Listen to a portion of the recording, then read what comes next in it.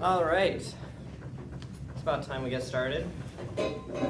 Just want to point out, make sure you ask questions. And also we have 5 quizzes to get through in 2 hours, so we got to stay on topic generally, otherwise we're not going to make it. Also afterwards we have the Volper CS180 review. If you guys want to stay around for that, we can do it in here too. Okay, let's begin. Chapter 5, quiz 5, there's no chapters. Memory. Okay, number 1. The mapping of a logical address to a physical address is done in hardware by the what? Memory management. There we go. There it is. C, memory management unit. Number 2. In the demand paging implementation of virtual memory, a page of logical memory is loaded into physical memory when? Only when an address within a page is accessed. Yes, when it is accessed. It is on-demand paging, as in you only need to actually get it when you actually need it. Which of the opposite of copy on write, or it's like no, it is basically it's kind of copy on write. It's like you don't need to actually retrieve it until you need to actually. Well, actually, this one is when you're accessing it, so it's not when you're only writing. Yeah, copy on. Copy on read. Load on access. Yes. Okay. Number 3, which of the following is a benefit of allowing a program that is only partially in memory to execute? Anybody? All of the above. No. No? It is not that. Because it is at least not all of the above, because CPU utilization and throughput is definitely decreased when you have to load the memory in, the program in parts. Programs can be read to each one memory and is available if physical. Yep, exactly. So you can have part of the program and you can have a longer program than memory, because when you get to a part that doesn't need to be used anymore, you can swap it out. Also, B would probably not be true because you're still ultimately reading the same amount of program, so that wouldn't be less I/O. It'd just be I/O split over. No. Unless you program terminated early. Yeah. Sure, that's that, I fair. guess that's true. Yeah, if your program terminates before it finishes all of its Wait, so execution. why is it C? So it's C because you can swap out memory, so you don't need to have the entire program in memory, so you can have a program that's longer than your memory. And it is not all of the above, because at least A is wrong, and because having to swap out memory makes your CPU usage or utilization go down, because it can't be using the CPU while it's also loading So memory. you said you can swap out memory so that, because you don't need to have your whole program in memory. Yep, exactly. You can have parts of it, which means when you swap it out, the overall length can be longer, since you're only looking at it in parts. The address returned by a call to malloc or new is an address in what memory? Logical? Yes, logical, and it has to be because that's the only kind of memory your program can actually see. You're not going to access physical memory. Right. Physical memory, shared memory is not applicable in this case. Cache memory is also always handled by the CPU, or the operating system, and not by the program. And physical memory is also done that way as well. Okay, number 5. You might have seen this one and scratched your head a little bit. The following 2 code fragments are functionally identical. That is, they have the same effect. In C programming, which one is potentially more efficient due to better cache access? Caleb? Are they just the same? Yes, in this case they are the same. However, the point of this question is the whole caching contiguous memory, which means that if either the order of the inner and outer loops here or the order of the indices A and B were swapped, but not if both of them are swapped. Only if one of them is swapped, you will have column major accessing, which means that the cached memory, the cached data when it's retrieving it won't be utilized, so it'll be much more inefficient. So the way that it's demonstrated here is the efficient way Yes. in both cases. Kind of illustrated. What was that called? Row major? So row major is the fast way to do it, and column major is the slow way, at least in C, because of how C's memory access works. Column major is slow, and then Row major is fast, column major is slow. Okay. And column major, so the major one is whichever one is the outer loop. So The outer loop comes first in the two-dimensional array. yes, if the outer loop comes first in the index operators, then it is fast. If the outer loop comes second, then it is slow because you have to like, Because you're not caching effectively. you're not utilizing your You're cache. throwing everything, Yeah, you're everything that you jumping pre-read away every time. Cache misses, unless your array is so small that the whole thing fits into cache. That's fair. But that's like not really This the is the point. point, yeah. Yeah, well, because it's like 1,000 integers, so that's not going to probably fit. Yeah, and rather than going like byte by byte into each position, you're jumping rows every single time. Exactly. There's Too many there you go. cache misses. I don't know if that's visible on the camera. 'cause By the way, I just noticed No, internal it's- fragmentation of the. It should be visible on the big camera, but not my computer's camera. Oh, it's not quite. It's not? Okay. You can use the remote to adjust it a little bit if you need other remote. And the right arrow goes left.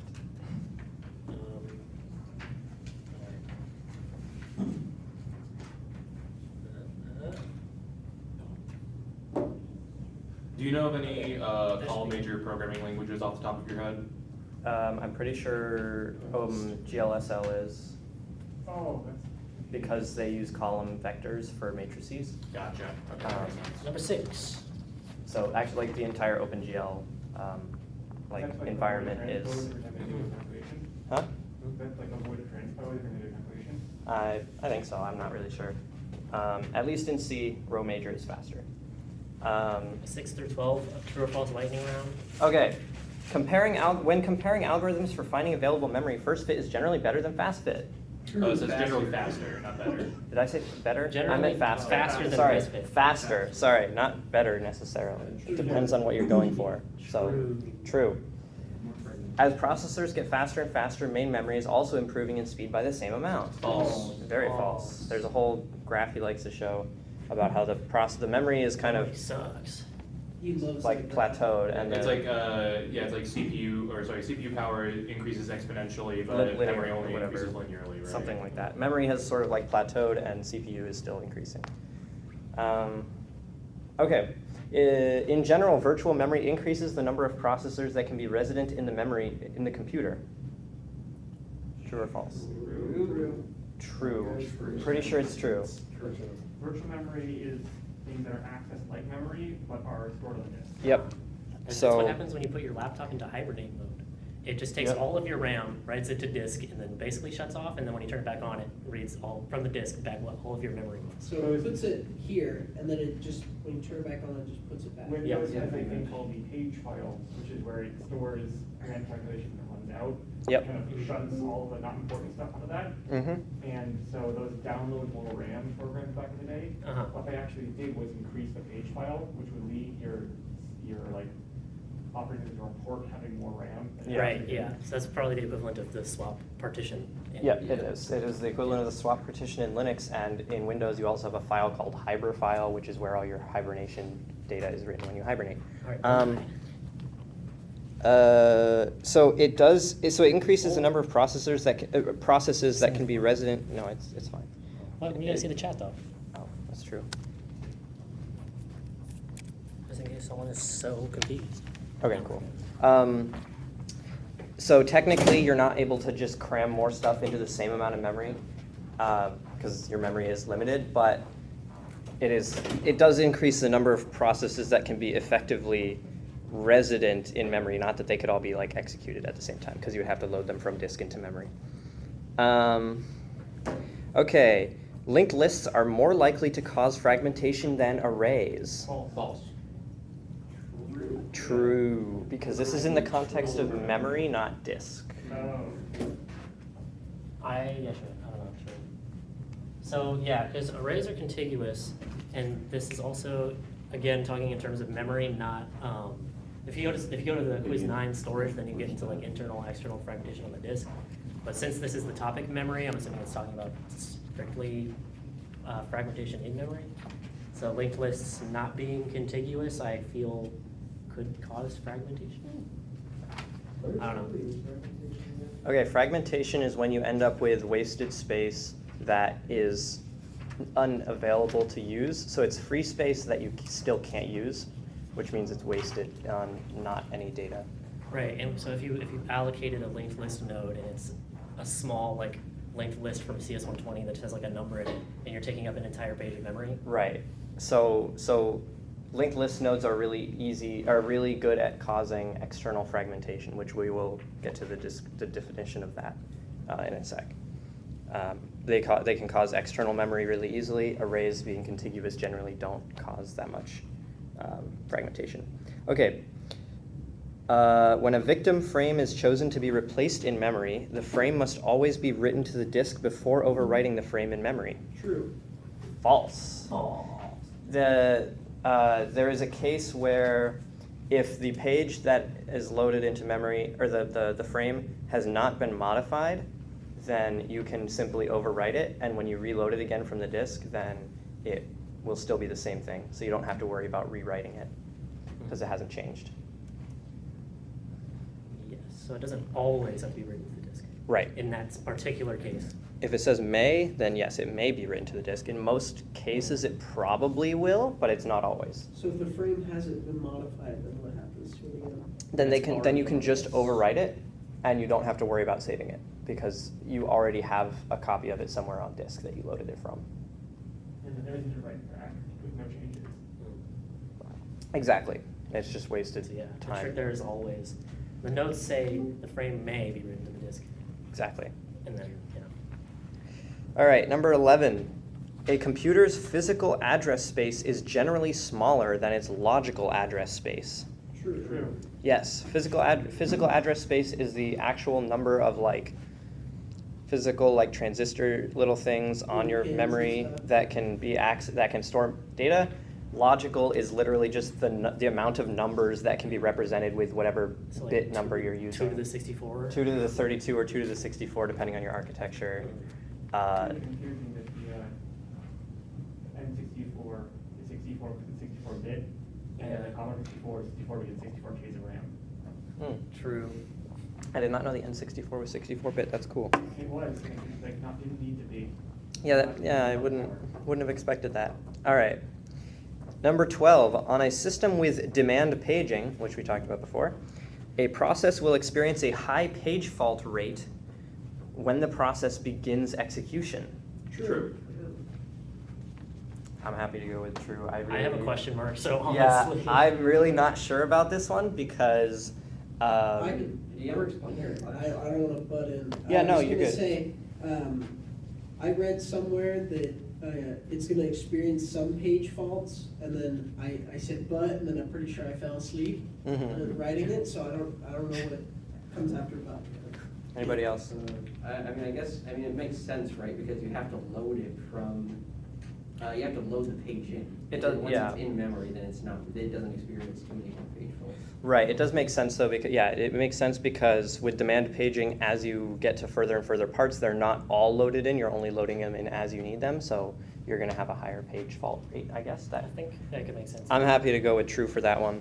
Not 100% go what's up. Could you explain demand paging? So, okay, demand paging is when you're trying to load data into memory, into pages in memory, but you only write them into memory when they are actually accessed. Like specifically when each page is accessed, then it gets loaded in. So would the fault be happening because it's trying to happen too quickly? So the fault is when you try to access a page in memory and you realize that it's not there and you need to then load it. Remember So when he was doing the thing where he had 3 pages and then you load 1, there's 1, you load 2, there's 2, you load 3, there's 3, and then you have to load 4, but you have to kill 1 because there's only 3 spots. It's kind of like that. that's what the questions lower down are page accesses with frames to see which different algorithms result in fewer page faults. So you said demand paging is when you're loading the memory in, and Yes. you're only loading it in if you need it, or something like that? Yep, you're only loading it in when it is accessed, when it is trying to be accessed. And then you leave it there until something else needs to take that spot. So if you come back to it and nothing has replaced it, then you don't have a page fault. But if something has already replaced it and you try to access it again, you have another page fault.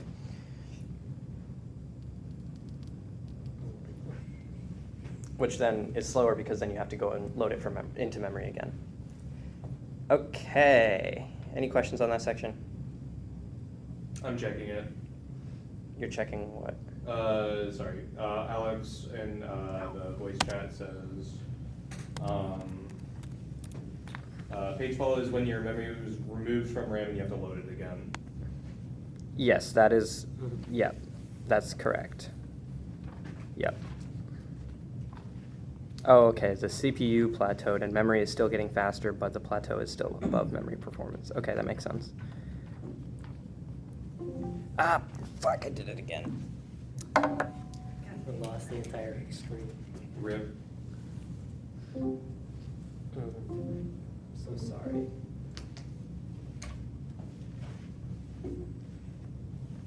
Okay, it's working. Okay, the mic still works that same. Yeah. So, Okay. 13. Yep, 13. Okay, 13. Cache exploits a process's locality of blank by assuming the process's next memory access will be near the previous one. Reference. Yes, locality of reference is when you can assume that when one thing is accessed, the next thing to be accessed will be close to it, or local to it, or the reference will be local to it. Anyway, locality of reference is what that is. Oh, people are complaining in the chat, camera quality just dipped, can't hear or see. Ah. Oh, Ashton said it's back. Okay, cool. I guess people are using the VC chat channel, so we'll just use that instead. It doesn't really matter which one we use. I don't see an issue with the camera here. Yeah, okay. It's probably just the internet, because when you start camera, it's always bad. Okay. It's readable, I think. All right. Okay, next question. Over time, memory can become fragmented. What are two types of fragmentation? Briefly describe the difference. Anyone? External and internal. External is if there is small holes between allocated blocks, and internal happens when you try to avoid many very small blocks, or something like that. That's not right for internal, but Okay. so Internal is when you have fixed size blocks, and so when you have like data that's smaller than those blocks, that data isn't being used, so it's wasted space. yes. So for the gamers at home, external fragmentation is when you have many small allocated pieces of memory with holes between them, which means that it's hard to use those tiny holes between them. That's the external fragmentation, and that results in wasted space between blocks. And then internal fragmentation is when you have fixed size blocks, which means that when you store data in them, you have a little bit of wasted space in those blocks that cannot be used because they're of a fixed size. Yes? So an example that would be like structs that have like buffer spaces in them. Yep. The page, when you allocate like 4K and then you only fill out a certain amount. Yep, exactly. Or if you write to a disk, which has the same thing, where if you write to a page of disk, or what's it called, a block of disk, and it can only write to a whole block. Like if you have a file, it'll take up a whole block. So if you only write like 2 bytes, you're wasting a ton of space inside that block, which nothing else can then write to. I have attempted to illustrate this. Yes. So external has spaces between, internal has space inside blocks. That's the basic difference between them. What is the name of the POSIX function that loads a shared library, from the disk into memory? DL open. DL open, standing for Dynamic library open? dynamic library or dynamic link open. Because when Weird, 'cause they're called shared objects. Yeah, I thought that was really weird too, because when I think of DLLs, I think Windows, but then the POSIX thing is calling it a DL, even though they call it a shared library.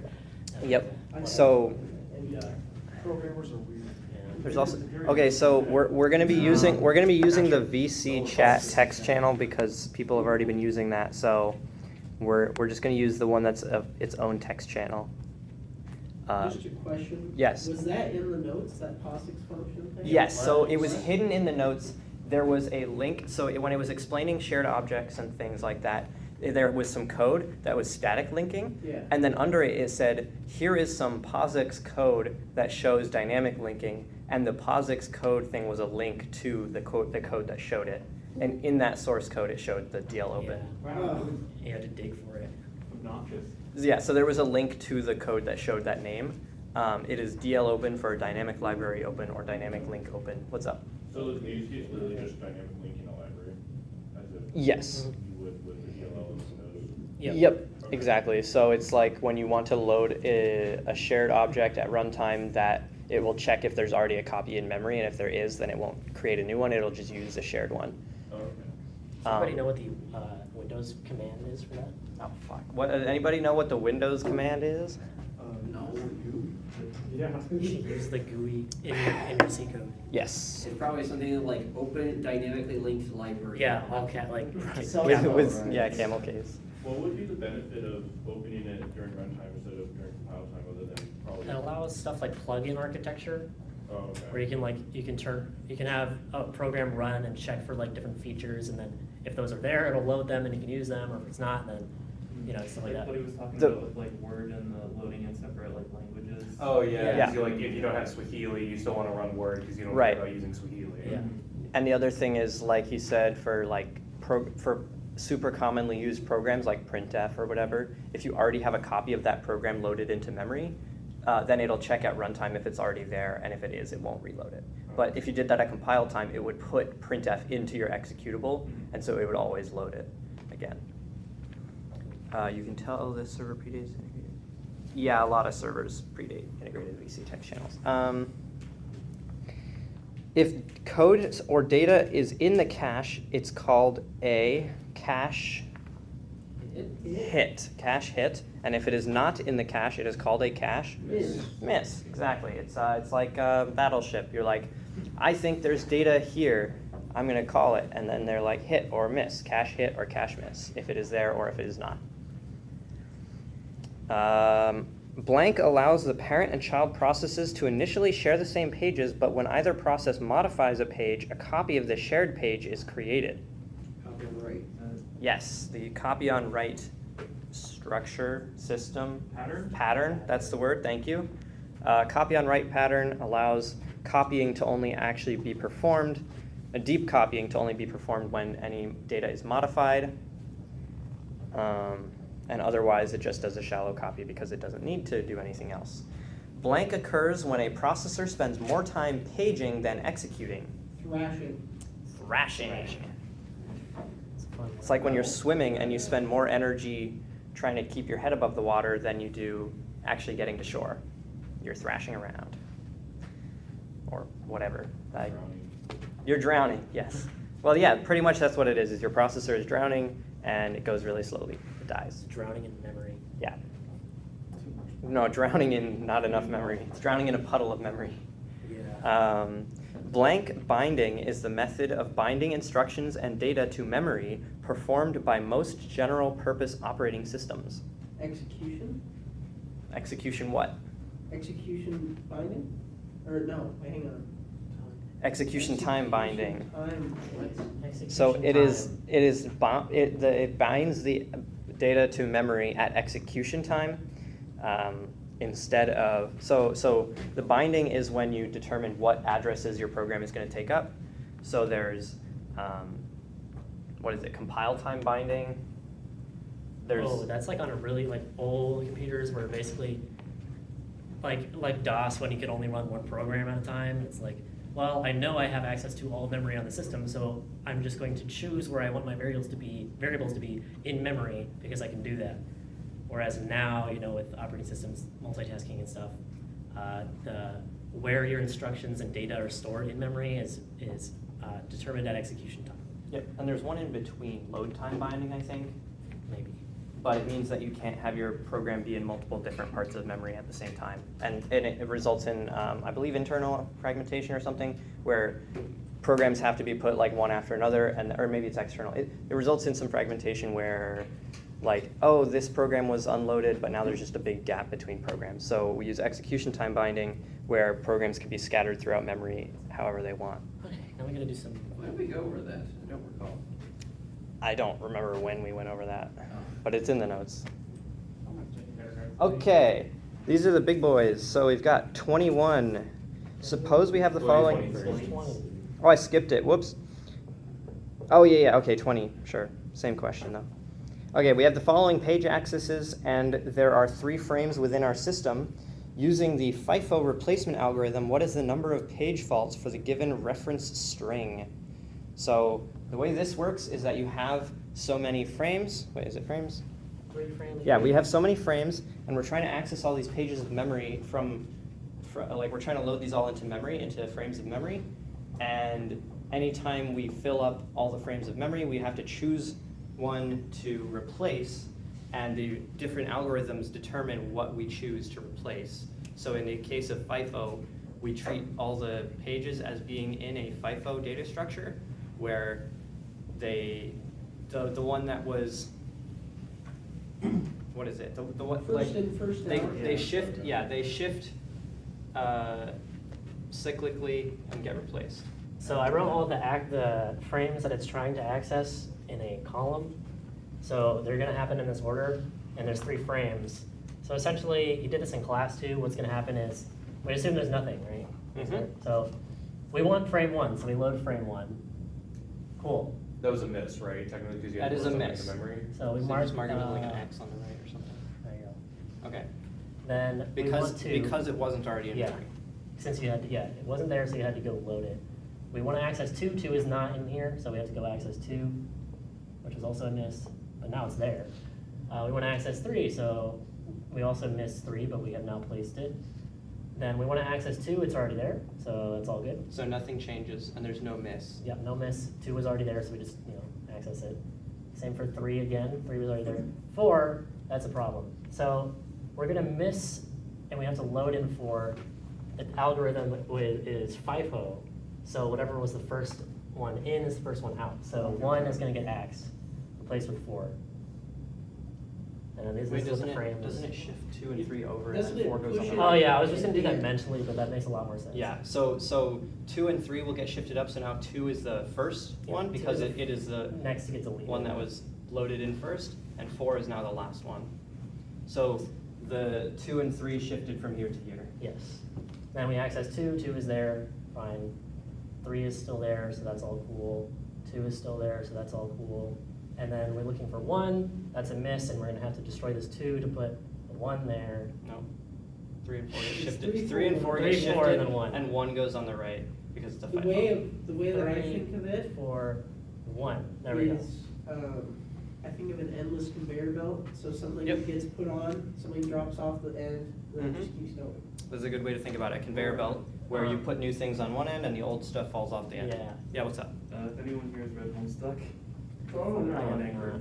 Yes, Oh, I haven't read Homestuck has- Homestuck, but Nico explained to me that the different characters, their inventories are based on different Data structures, structures, data yes. structures. It is kind of So fun. there's like a Yeah. yeah. The hash map. That's pretty Exactly. funny. I like Hash that. map seems like the best one. Hash map is the best one. Okay. The stack is Stack is like stack is interesting. kind of. FIFO's really useless. Yeah. That's what I heard. Somebody sent a picture of the FIFO one and it's like that. Okay, It's like so- really bad. Anyway, The amount of page misses, page faults is is 5 total. 5 total, including the 3 that you will always be guaranteed at the beginning because you're assuming none are already loaded. Everyone understand how that went down? Yes. And hopefully I wasn't standing in front of it the whole time. I also hope I wasn't. So the easiest way to solve this is just to do it, just to write it out in sequence, following the algorithm. Become a human computer. Become You the worst compiler. Move to Detroit. Okay, next one. So suppose we have the following page accesses and that there are 3 frames within our system. Using the FIFO replacement algorithm, what will be the final configuration of the 3 frames following the execution of the given reference string? So it's a different string, so we can't just reuse the answer. This is not asking how many page faults, it's asking what will this be at the end. So we just need to resolve it for that. Which it's the same algorithm, so it's the same process. And this is where like actually shifting when you're doing So FIFO we're actually still on matters. FIFO. Yeah. So we start with, you have the reference string. I got the reference string. Okay, cool. So you miss 3 and you load 3. I mean, we're not counting misses, but I'm still gonna do it. Yep. And then it's 2, 3, 1, 2. 3, 1, 2. So now when you get 1, it's still there. 4, you need to shift them to the left. 1, 2, 4, and that's a miss. Yep. 2, we have 2 in there already. Mhm. 3, we're gonna have to destroy the 1. Because it Mhm. was the first. First in, miss. first out. 2 is still there, so we're good. 1, that's a miss, we're gonna have to do 4, 3, 1 now. 4 is there, and 3 is there, so it looks like the final page configuration should be 4, 3, 1. 4, 3, Yeah. 1. That's what I got, yeah. Cool. That as well.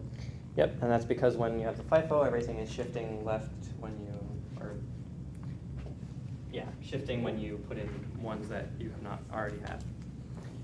Or that aren't already there. Okay, 22. Suppose we have the following page accesses and that there are 3 frames within our system.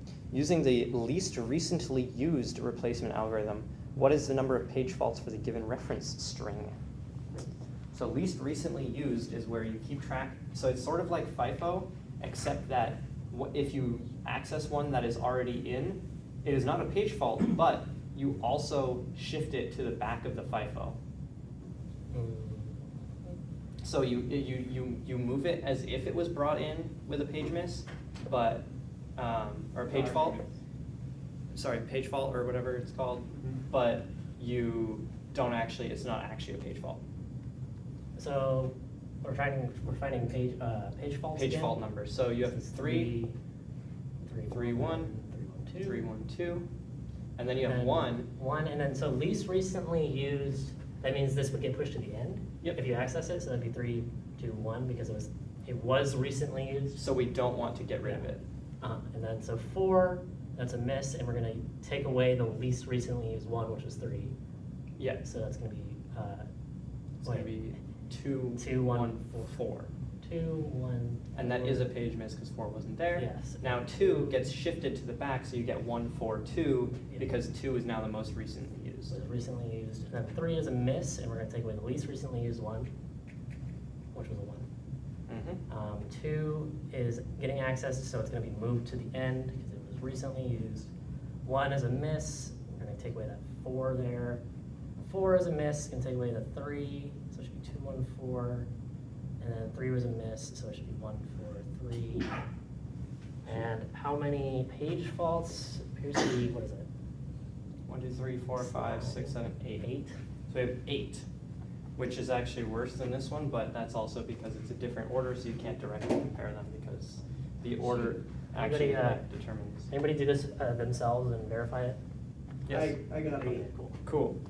So the goal of this one is that the most recently used pages will be pushed to the back of the FIFO, which means that the least recently used ones will end up more often on the end of the FIFO, which means that the least recently used ones are supposed to be the ones that you're not using as much, therefore they can get taken off and you'll use them later. Right, well that sounds good. Nice. Okay.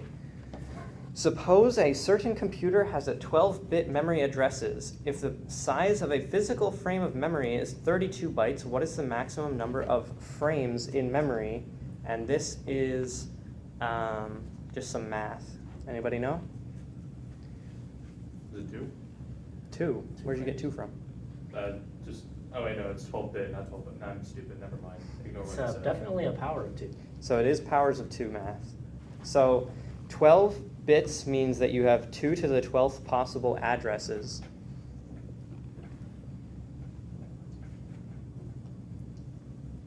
And you have 32 bytes per frame, which is also known as 2 to the 5th. So if you have total space divided by the size of a frame, how many frames do you have? You get 2 to the 12th divided by 2 to the 5th, which if you know your exponent math, you just subtract the exponents and you get 2 to the 7th total possible frames, which is also known as in decimal 128. Okay, so 2 to 7 is 128. Mm-hmm. That makes sense? Wait, so Any it's- questions? So the 32 bytes, Mhm. that's 2 to the 5th, right? Yep. Okay, and wait, it's 2 to the 5th, what am I thinking of? It's not possible addresses. 2 to the 5th bytes per frame. Oh, okay, that makes sense. So it's total space, and then divided by the amount of space per frame will give you the number of frames. Okay. So it's 12 bits divided by 5 bits. It's 32 bytes, not bits. Does Yeah. that change? So each byte is assigned one number, one address. Addresses are bytes. Mhm. Oh, I see. Yeah, Got it. that's all I need. And then within those, you would access them with like a bit mask if you wanted a specific bit. If you were a maniac like that, If you're being what? if you're a maniac like that. Yeah. Okay, next one. Blank is the dynamic storage allocation algorithm, which results in the smallest leftover chunk of memory. Anybody know? We did this one. We programmed it. Best fit. Best fit will look for the chunk of memory that fits the size you're trying to allocate the best, as in best fit, and which results in the smallest leftover space. Yes? Sorry, could you slow down? I'm still kind of copying John's mind too. Sure. Best fit. So would the best fit algorithm result in more external fragmentation or internal fragmentation? Anybody have any thoughts on that? Are you sure? Well, I mean, Why? Because it's designed to address external fragmentation. Is it? It's It's actually the other way. It's designed to address internal fragmentation because you can have any size block. Oh. So you will have external fragmentation between blocks. Yeah, because you're trying to minimize the amount of space between blocks, you'll get very Yeah. small So holes. best fit minimizes internal fragmentation. Yes. Because, well, it doesn't necessarily minimize internal fragmentation. It just means that if you're using like variable size blocks, you won't have internal fragmentation. Yes. If you So- have fixed, the only way you can have internal fragmentation is if you have fixed size blocks. Yeah. Also, I don't know 25, not gonna lie. 25? Oh, this one was weird, especially because he used H to mean hexadecimal instead of 0x, which is what I'm used to. Yeah. Which is how like every programming language does hexadecimal. Wait, that means hex. Apparently. Yeah, the H means hex. You can see that he says 4096 equals 1000 H. Oh, yeah. Okay, why did you say 0x? Yeah, why do you think? That's what I'm saying. I don't know why he didn't, but I think it's. I guess it's a valid notation. I guess you could do D, B, H, and O for decimal, binary, hex, and octal, and trinary, where you have 0, 1, and 2. How do you get so close? Because I can. Yes, 0x dead beef is dead beef H. Or beef, alive beef. Alive beef is also good. So yeah. Okay. on Wait, this- how did you get that? Sorry. Sorry, Oh, what? no, that was just, So I'm that's just demonstrating notation. 0x is equal to the H. Like 0x means the same thing as putting an H at the end. I don't actually know the answer to this question. Okay, so I think I might know this one. If anybody here does definitely know it, pipe up. Using the following page table, what is the physical address corresponding to the logical address 20C5 in hex? There you go. Nice. I like that. 20C5. That's a 6. That is a 6. Okay, so on the left we have the physical page page numbers. Sorry. Yeah. No. Sorry. Wait. We have on the right we have the frame addresses that are assigned to the pages on the left in that order. So How do we know what page it's on? we know. Okay. So assume a page size of 4 kilobytes, which means that any address that is within 1000 hex of the frame address above it will be in that frame. Because So of it'd be page 3 then? So it will be in page It'd be on 2. Page 2. It will be in page 2. And Oh, I see now. It The would be way- page 2 because it's greater than 1A14. yep, it's greater than 1A14, but it's less than 2A14. And the way I calculated this was I said, okay, take your address and then figure out what the offset between it and the frame it's at is, so 1A14. So subtract 1A14 to find the offset into the page, or into the frame or page or whatever, because it's a page on a frame, so into the frame. You find the offset into the frame. We're not gonna get this on the test. So Let's just write it down. you find where it is on its frame, which is this, and then you say, okay, well, what's the address of that page, like the physical address, which is going to be 2000 hex, because we know that each one is 1000 large and it's on number 2. So the first one would start at 0, the number 1 starts at 1000, number 2 starts at 2000, so then you add 2000 to that, What? Why are you adding 2000 to this? because it's on page number 2. frame number 2. 2, 6. I also am not sure about this 6 right here. I had to carry It should be F. in hex. Should be F? Yeah, because we're in hex, right? This? Yeah, F minus A. Yeah. I just forgot how carrying works. Because do you put a 9 when you You do put a that? 15. What? You put a 15. Carrying to the next one, you add in like a full 10. Yeah, No, that is a full a 10. full 15. Oh, no, a full 16. 16, sorry. Yeah, that's 16. Oh, Yeah, it's just, because that's how bases work. Every number is Yeah. 1 0 in its own So- base. yeah, but it's supposed to be F because we're in hex. But Okay. F is 15.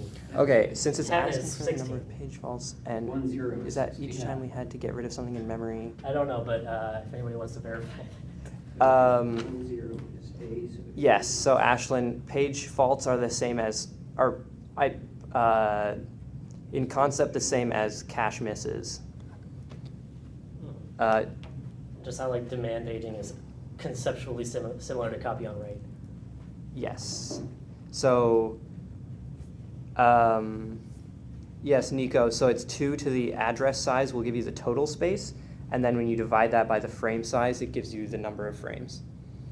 Wait, so why did you add 2 0 0 0? I have no idea. So I did that because it is on page number 2, and it says each page is 1000 hex.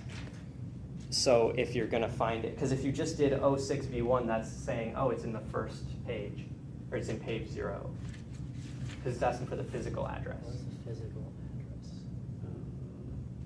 Are these addresses in here, the physical addresses? No, those are the frame addresses that have been. Those are Can we just move on? those are no. Those are We the. have 4 more quizzes. Yeah. to Those are do. the pages that have been assigned to the frames. Okay, well this one is questionable. Yeah.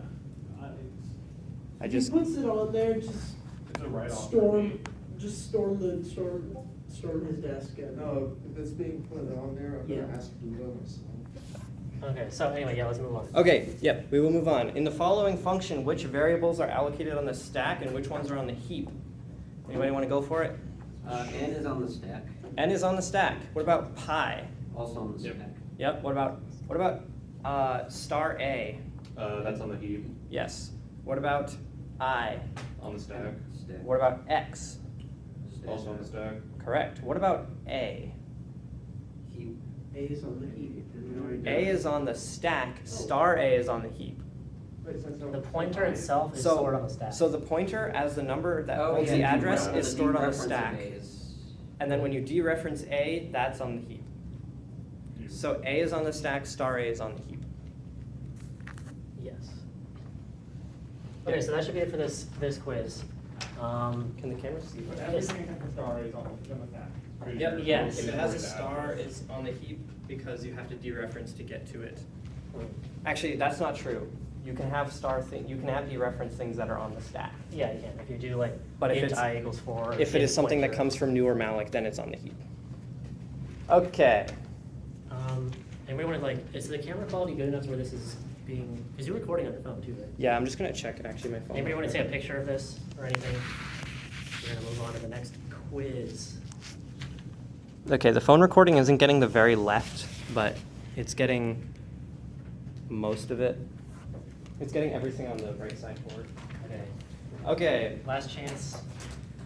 Anyone? Is scheduling the next part? Yes. No, the next one is file systems, Ah, okay. which is different from storage, because storage is mostly about hard disks. I printed all of them. Yeah. There's no staplers available in this campus anywhere. The library has them. The library has There's no staplers. staplers in this building. Sure. The Quiet Lab has staples and tapes. That's why I stapled them all, Excellent. so you didn't have to. See, what I think is really funny is memory is the longest and probably, pretty confusing on some of the questions, and then the rest of them, they get easier. In my They do, although I They're think shorter. storage has some, Storage is like, kind some of finicky. vocab that you just have to kind of memorize the terms for it. Storage is kind of finicky. But yeah, memory is probably one of the most complicated, I would say, maybe. It's definitely the longest one. It's the only one that we had to print out more than 2 pages for. Even cold, that coffee's good. Oh my gosh, dude. Dude, we gotta make you like a poster that says AM, PM, $2 Caramel macchiato cappuccino. Worth every sip. Yeah. Drink it now. Even when and it's cold. your face. You're like, Mm-hmm. yeah. Propagandize the school. Propaganda in the school. Yeah. Mhm. You can go ahead and get started if you want. Okay, let's do it. You guys ready? No. Yes. Yeah. All right, let's do this. So, who can tell me, raise your hand, the primary file system used by modern versions of Windows since about the year 2000? Caleb? NTFS? It is NTFS, standing for New technology. I spoiled it. Yeah. New Technology File System, so funny. also the same as Windows NT, Yep. and upwards. And the kernel for Windows is still called NT. My dad came in my room when I was doing this, and he's like, "Hey, I used FAT32." Nice. And Nice. that's all he said. Okay. Dad moment. True or false? Most files in the file system are small. True. That's true. Most of them are pretty I think tiny. the average, it was like 2,000 kilobytes or something. NFTs, yes. It is the NFTs file system. Yeah. All right. Most directories in the file system are large. False. That's false. They're also small, just like the files. Almost everything in your file system is going to be small. Small. Okay, suppose you start an empty file system and add lots of files to it. With most file systems, if you never delete any files, you won't have any fragmented files. True. That's true. If you don't delete anything, you can't have, well, external fragmentation. I just wrote, when you delete a file, it's not actually deleted, it's just written over. That too. Yeah. All right. When reading or writing blocks or files, programmers prefer to deal with bytes. However, the file systems can only read and write in what? I said pages, but it's blocks. It's blocks. Pages is in memory, blocks is in disk. Okay, or in file system. Yeah, in file system. In file system, like Minecraft. What? Okay. Crap. Name 5 different file systems in use today. Give me different people for each one. There's some of them up top. NTFS. What? NTFS. We got NTFS, XFS. XFS. That is one. Or, ZF. That's 32. FAT32. FAT32. Really? Yep. Anybody else? EXT4? EXT4. MSFS. MSFS. Is that the thing? We said that one? Like we say EXT5 as well. No. There's no EXT5. There's no You can say EXT5. EXT2, What about 3, and 4. F2FS?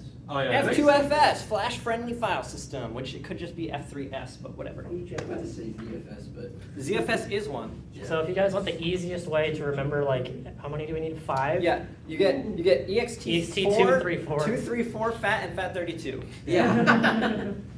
And that's it. So yeah, NTFS, BTRFS, ButterFS, EXT4, 3.2, FAT, FAT32, APFS, Apple. ISO 9660 for CDs, and Yo. F2FS, also that's a spoiler. Who knows what the ISO 9660 file system is for? CDs. Actually, it is. It is CD, not a DVD though. Yes, CDs, compact discs, as in the compact disc standard of file media format, uses the ISO 9660 file system. I know we're all Gen Z and everything, we've never touched a CD before, but you know. You're Whenever young. you I've download touched ROMs, CDs whenever you all the download time. I like ROMs that. for disk-based systems, you download the ISO file because you're literally downloading the disk image. Yeah. Mhm, exactly. It came with CD, didn't it? Okay. How The bionic? Okay, Yeah. the blank blank blank layer allows programmers to treat all file systems the same. Virtual file system. Virtual file system layer, exactly. You've watched VHS? That's cool. All right. I've eaten VHS. You don't know who I am. NFTs, I mean NTFS. Yeah. The most modern file systems have a file control block, typo FCB, that contains various pieces of information in a file, about a file. In Unix, this FCB is called the what? inode. It is the inode. Does anybody know what I stands for in inode? iPhone. Intelligent. I don't know. iPhone? I also don't know. It's And information. Information Yes. node? That makes sense. So is it also called the information? The It looks like information interface node? not It's an interface. No, yeah. So the inode is what stores information about your file, such as its size and file name and whatever, and where the data is stored on the disk or on the file system, whatever. Blank allocation is modeled after arrays. Wikipedia says it's index node. Okay, Okay. maybe it's index node then. It sucks. What allocation is modeled after arrays? Anybody can edit Wikipedia. Contiguous. Contiguous allocation is modeled after arrays because they are contiguous. And what allocation is modeled after linked lists? Linked. Linked! Can anybody tell me the one that's both? No. Indexed. Indexed Yes. is where you have an array of pointers to linked list nodes, basically.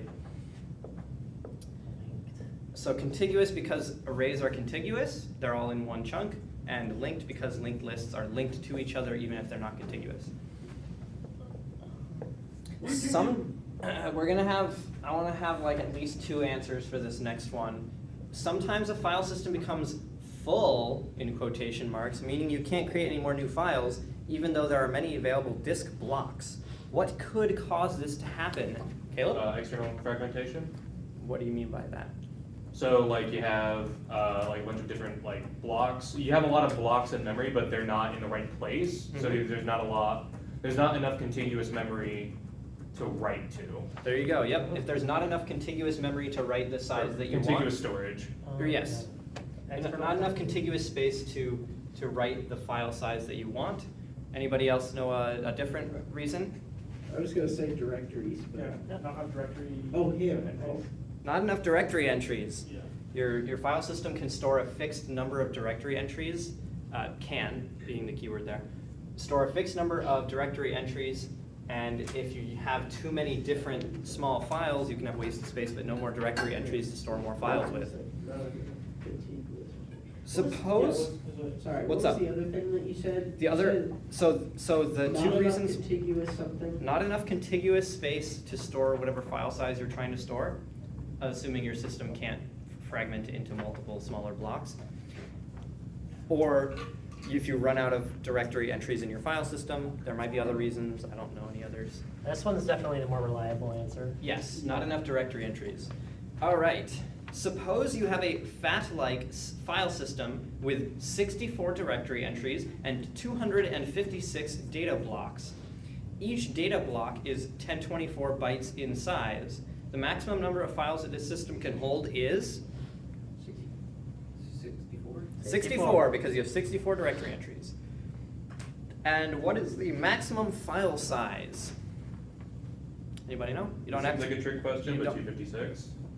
Not No, quite. 10 You, it's 256 times 10. Oh, okay. yes, you have 256 blocks, each of which is 1024. So the maximum file size is 256 times 1024 bytes. It's 262,147. There you go. 262,000 something. Something like that, yes. Some number. Imagine having a big. Imagine you get the question wrong because you can't do it after your head. Yeah, I think putting the the multiplication there is enough to show that you understand. You don't expect a calculator on. I don't think Yeah. he's gonna make you do. If there was one professor in the school who would mark Lee you. Goldberg. He would be actually, yeah. Goldberg. Okay, the size of most files is not an exact multiple of the disk block size, so the last block generally has wasted space. We call this wasted space what? Internal fragmentation. Yeah, it's internal fragmentation when you have wasted space in a block. Huh? We're gonna make a rap song about Internal fragmentation. There probably is one Well, that's the title of this. It's CS180 Exam 2 meets Ultimate Revenge in the internal fragmentation of the mind. Yes. Good title. All right. Yeah. Here's a good, really well-written question. On average, how much wasted space do files typically have? A lot. Probably a lot, but Flip a coin and say in what? terms of an exact number, no data. I mean, that's what he put, I wasn't note, you had one. Yeah, there's something about one. No, I thought that was 1/2 of the file system, not of the file itself. If we all collectively say a lot, then you can't mark us wrong. He could, he totally could. He would. So wait, was that for the file system or for Yeah, the it was files? What was Yeah. the page that you This found? one wants to know for each file, which I guess I'll is try to just look, I'll block. try to see what I can. I feel Thank like, you. I didn't find a good answer for this. I also did not find a good I answer. feel like it would be something like half, but I don't know. Half Yeah. makes sense because it's like an average of like big files and small files, but it's probably, I think, more than half wasted because even for big files, if it goes slightly over one full block, you have a ton of wasted. What if you say like around half with a Yeah. margin of error I of half? also, Denver being. Go first. Okay. Here, I'll go first. It says, on average, each file in the file system will waste 1/2 of a block. Okay. Yeah. Yeah, sure. I also Sounds looked- good. Good enough for me. I also looked it up and it just said depends on the size. Well, obviously. Yeah, but on average, yeah. Okay, Right, sure. right. Let's go with one half. Okay. One half of a Gotcha. block. One half of a block. Sweet, that's good enough. Which, yeah, that makes sense because if it's randomly distributed across a block, half is going to be the average. Suppose a file system uses data blocks that are 1024 bytes in size. If you were to store a file that was 1500 bytes in size, how much disk space would be consumed by the file? Anybody know? Internal fragmentation moment. Be I don't know two, why I it'd didn't be write two it. blocks, so. So how much space? 3,000 bytes. 2048, yes. 2 blocks. 48. 2 blocks times 1024 bytes per block Oh, I see. is I just 2048 didn't write it. bytes, Yes. also known as 2 blocks. Nice. I love that game. That is internal fragmentation because you take up an entire block and then you have to grab another block and only use some of it. And since you use some of it, the entire thing is taken up by that file. That's why you want to keep your textures to powers of 2. Yeah. It also happens to be Oh, wait, roughly there's half my of answer the right block. here. Whoa, it's roughly half. You're That's right, true. it does. Yeah, then you need to fill, yeah, and this one. Suppose a file system is using indexed allocation. The FCB, the inode in this for Linux, has 10 direct pointers, 1 single indirect pointer, and 1 double indirect pointer. If the blocks on the disk are 1024 bytes in size and pointers take up 4 bytes, what is the largest file that this file system can accommodate? You can give your answer in whatever, you don't need to use a calculator, just show the math. This So, sucks. anybody know how to do this one? So, hold on, so it's 10. So first you have plus- 10 direct pointers, right? So, yes, So you so have, so that's 10 times 2048, right? 10 times 1024. Where do you get 10? Well, can we calculate blocks first and then figure out the size after? Sure, but I mean, you're just gonna be replacing everywhere that you say blocks with 1024 anyway. Gotcha. But yeah, you could. So it's gonna be 10 blocks from the direct pointers that each, so a direct pointer points to a block. Each one points to 1 block. A single indirect pointer points to a block that is full of pointers to blocks. So this is where you start getting branching out into basically like a tree. So one pointer points to an entire block of memory that's full? So yes, so the single indirect pointer points to a block of memory that is full of pointers to other blocks, which means that you will have 1024 over 4 pointers to other blocks, which means that you'll have 1024 over 4 for the number of pointers times 1024 for the size of each of those blocks they're pointing to. That will be the amount of data you have there. So since pointers are 4 bytes and they're 1024 bytes in a block, it'd be 1024 divided by 4? Yes, for the number of pointers. So you'll have, yeah, there you go.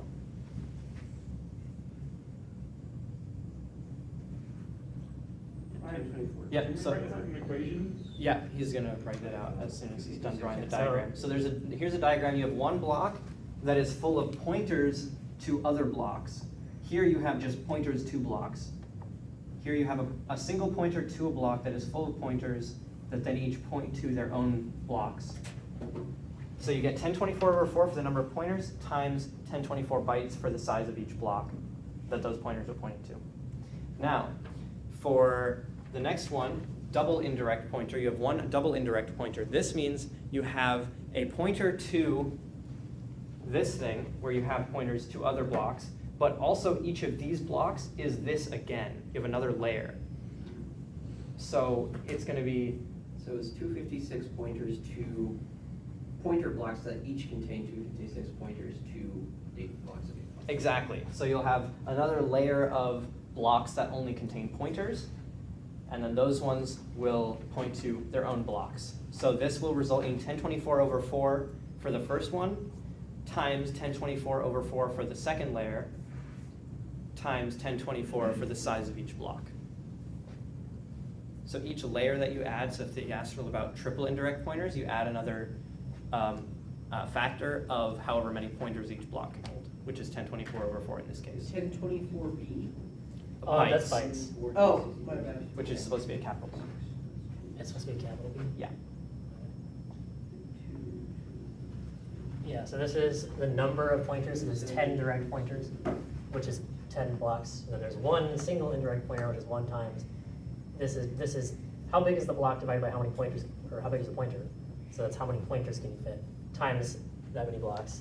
How many pointers can you fit in a block, times how many pointers can you fit in a block, times all the blocks that it'll point to. Yep. And when you sum this all up, you get A large number in bytes. roughly like 65 to 67 megabytes. That's what I got. Sure, that sounds good. So is the level of indirection the power? Yes, so the level of indirection will be the power of 1024 over 4. Okay. Yep, that's a good way to put it. You need to get a photo of that. You are welcome to come take photos. Yeah, my phone is being used for recording, his phone is fucked up. My so- phone will restart if I attempt to take a picture. And it's over 4 because the pointers are 4 bytes? Yes, so that 1024 over 4 is how many pointers can fit in a block of That's a 1024. 256, by the way. Yes, it would be 256. Nathaniel Light says might need to move the camera to show the math. Oh, My bad. I the didn't do big that. up camera, yeah. Ah, okay, there's some math. You guys like that? Oh. Huh? Math Why time. did it go up? I didn't Right, know it's up. right, it's great. You can Okay, press- I'm gonna use some 2. presets Yeah, you again. press 2, it'll go back to the big board. Wait, can you just zoom out? You could zoom out, that's true. Wait, if I just scoot it a little bit more. Just don't make it go blue. Where am I supposed to point this thing? Point it out there. At the camera. I didn't write it over. It Got felt like it doesn't work out. Yeah, no, you're right. Okay, that looks good. We've got the entire right board. Okay, hey, look at that, that's another quiz done, and that one was way faster than the first one. Yes, all right, so next one. I'll just take it later. Next quiz, Scheduling. scheduling. I'm going to erase all this stuff now. There should be enough, let me just check the, Yeah, check, let. recording camera. Recording. Yeah, no, we got it. Got it, cool. It's all good. Yeah, I saw it on the, oh yeah. Oh yeah, I saw it on the stream, but the stream isn't being. The stream isn't being recorded unless somebody probably might be, but. So I know this index now. 2K, said somewhere on the notes that it's 1/2 of a block, yeah. Bro, that's my Cool. favorite book. Huh? Story. It's my favorite. Yes, You do the 225 study afterwards?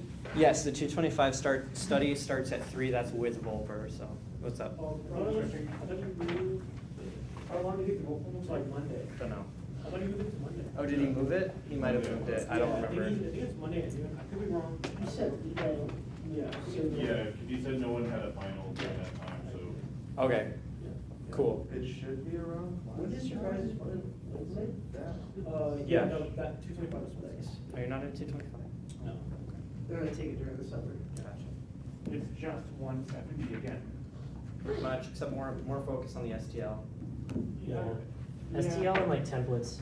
I mean, I took half of did it. Which is, templates, you know, but we STL. did, there's just so many assignments I did in this class, which repeats of what some of these assignments. Like, we did the template assignment, and I just pulled up the other assignment to do this other group assignment. Yep. The difference is we did 2 template assignments rather than just 1. Yep. Total waste of class time. I mean, there was the class templates, that was. I think it was- Okay, you guys ready for scheduling? I want to try Also known as scheduling if you are a nerd. Schedule? It's scheduled. Schedule? Yeah. choose. Okay, let's get ready to Rumble. learn. We're gonna get sued. I'm recording this, I can't post it to YouTube. It's okay, you didn't say the whole thing. Okay, in round robin scheduling, the time quantum should be what with respect to the context switch time? Big is a good answer. Large, big, gigantic. I don't know if I would. Yeah, pretty big, like an order of magnitude greater, Uh-huh. generally. Because that means the reason for that is that you want every time you context. Round robin has a lot of context switching, so you want to have like more time in between each context switch. so that it doesn't, so that the context switching doesn't take up It all would your be time. terribly inefficient to have a small time quantum and then just context switch. You'd spend most of your time context You would, switching. yeah, like thrashing. Like thrashing. Okay, which of the following is true of cooperative scheduling? Anybody know? Anybody The know? process keeps the CPU until. it Yes. releases the Yes. So, cooperative scheduling is the opposite of preemptive scheduling, which in cooperative scheduling, the processes must cooperate with each other by releasing the CPU voluntarily.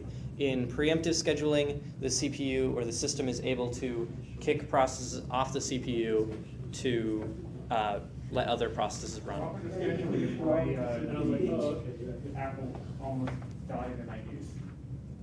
It's in my notes. Okay. They made their entire. True or false? Load balancing algorithms can have a negative impact on the benefits of processor affinity. True. True. What is load balancing and what is processor affinity? Load balancing is whenever the scheduler looks at, hey, there's a lot of processes here. Hey, there's a lot of cores here that aren't being used. I'm gonna spread you out. But then there might be one program that said, hey, I was on core 1. Why are you moving me to core 4 where like none of my shit is? I have nothing over there. I'm gonna load all that shit again. Mm-hmm. So processor affinity takes advantage of like leaving stuff in the cache and things like that. But if you load balance and move things to places where they don't have a lot of processor affinity, it takes longer, so it decreases the benefits. Yeah. Is there a way to like declare processor affinity in like a program? Yes, there is. Yeah, there's a function for it. There is a way to do that. I don't know what it is. I don't know. Yeah, it's EGI, like, I always say. there's like in POSIX anyway, there's like a type which allows you to set the affinity.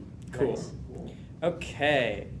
With FIFO, first in, first out scheduling, the order that processes are run can have a negative effect on the system. True. Also, he used the wrong form of effect here, but that's not important. And why is this? So in FIFO, the processor, the scheduler doesn't rearrange processes. So if you have a bunch of like really long processes starting first and a bunch of really short ones later, the short ones are going to have to wait a long time. Whereas if you did something like shortest job first, it would do the short ones first and reduce the average waiting time. When trying to minimize waiting time, shortest job first is a good method. Yes, because shortest job first will minimize the average waiting time across all processes, because the shortest ones mean that the longer later jobs are not waiting as long as the shorter jobs would be waiting if the longer jobs were executed But first. the processor can only guess at the length of the job. Yes. Like from learning and observation, you can't actually declare ahead of time. Yep, Yeah. Otherwise, every job would be real quick. exactly. So, let's see. Yeah. Ashlyn in voice chat is asking, what's a time quantum? That Okay. is- The time slice. That is a question that will be coming up in a second. It's a time slice. It will be coming up here. It's a section of time. Okay, so here we go. Lower priority processes causing higher priority processes to wait is known as what? Starvation? Priority inversion. Priority inversion. This is also a synchronization problem at the same time as a scheduling problem.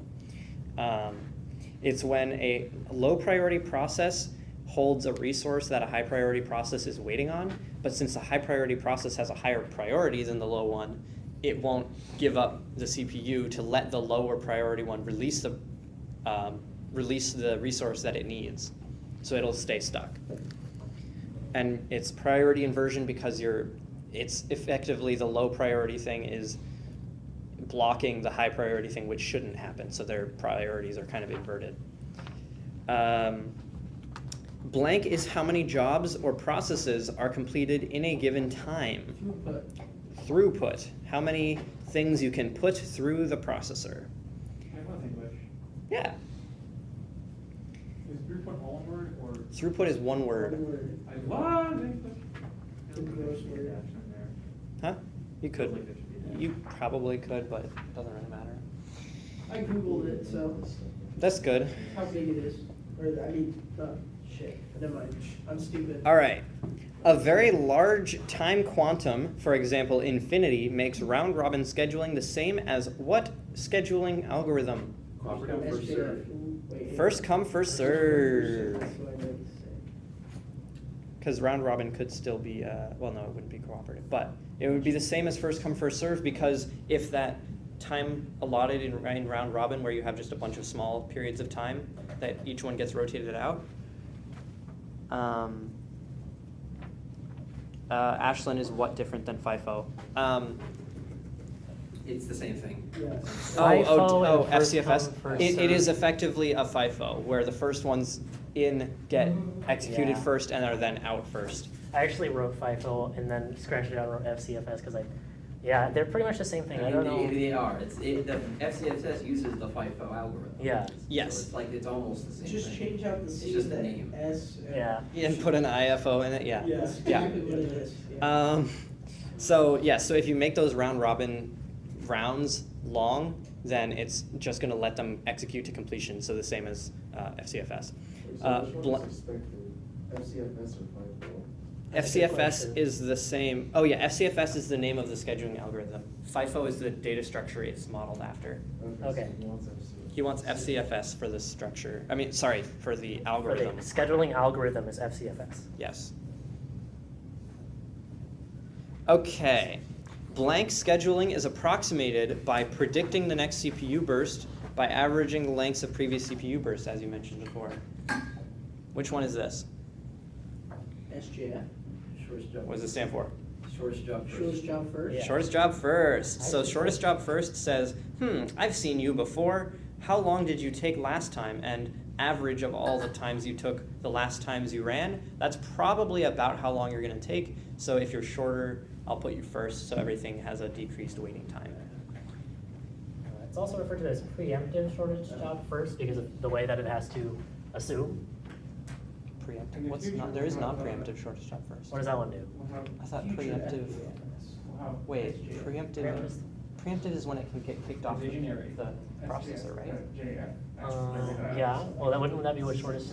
Oh, so preemptive shortest job first is where if the current one is longer than the one that gets added in the middle of it, it can kick it off. But if Oh, okay. non-preemptive means it just has to get stuck on the front of the queue, but it still. So that wouldn't matter in the context of this question? No, Okay, it so would it's not just matter. shortest. Yeah, preemptive short, it would just be shortest job first.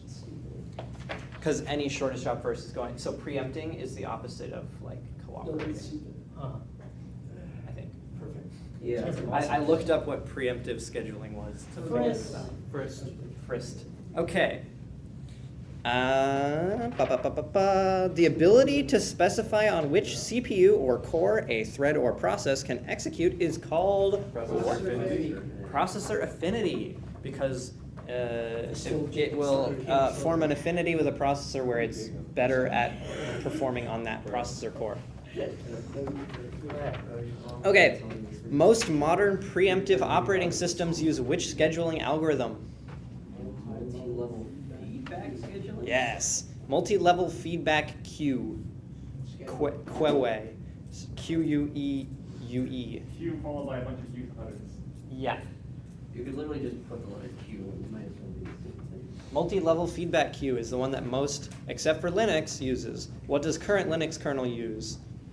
Completely fair scheduling. Yes, completely fair scheduler. Which, does anybody know what the completely fair scheduler does? It's a process scheduler that's also a default Do scheduler. you know what the special thing about it is? No. It's The- communism. Yeah, But so for your, the reason it's completely processes. fair is because it splits time between users on the system fairly, so that if one user just starts a bunch of jobs, they don't get more CPU time because they have more jobs, that all their jobs get shrunk and the rest of the users get their fair Wow. share. Seems like Linux is a operating system for commies. Well, it's, That's what I'm it's written by saying, furries, so it makes sense. That's for both. You should have to pay for time for your processing. Yes. What is this, a CPU time. library? The processor time should run a loop. Does anybody know what the multi-level feedback queue is? First, the multi-level part. More than one level. It means you can have multiple levels of priority.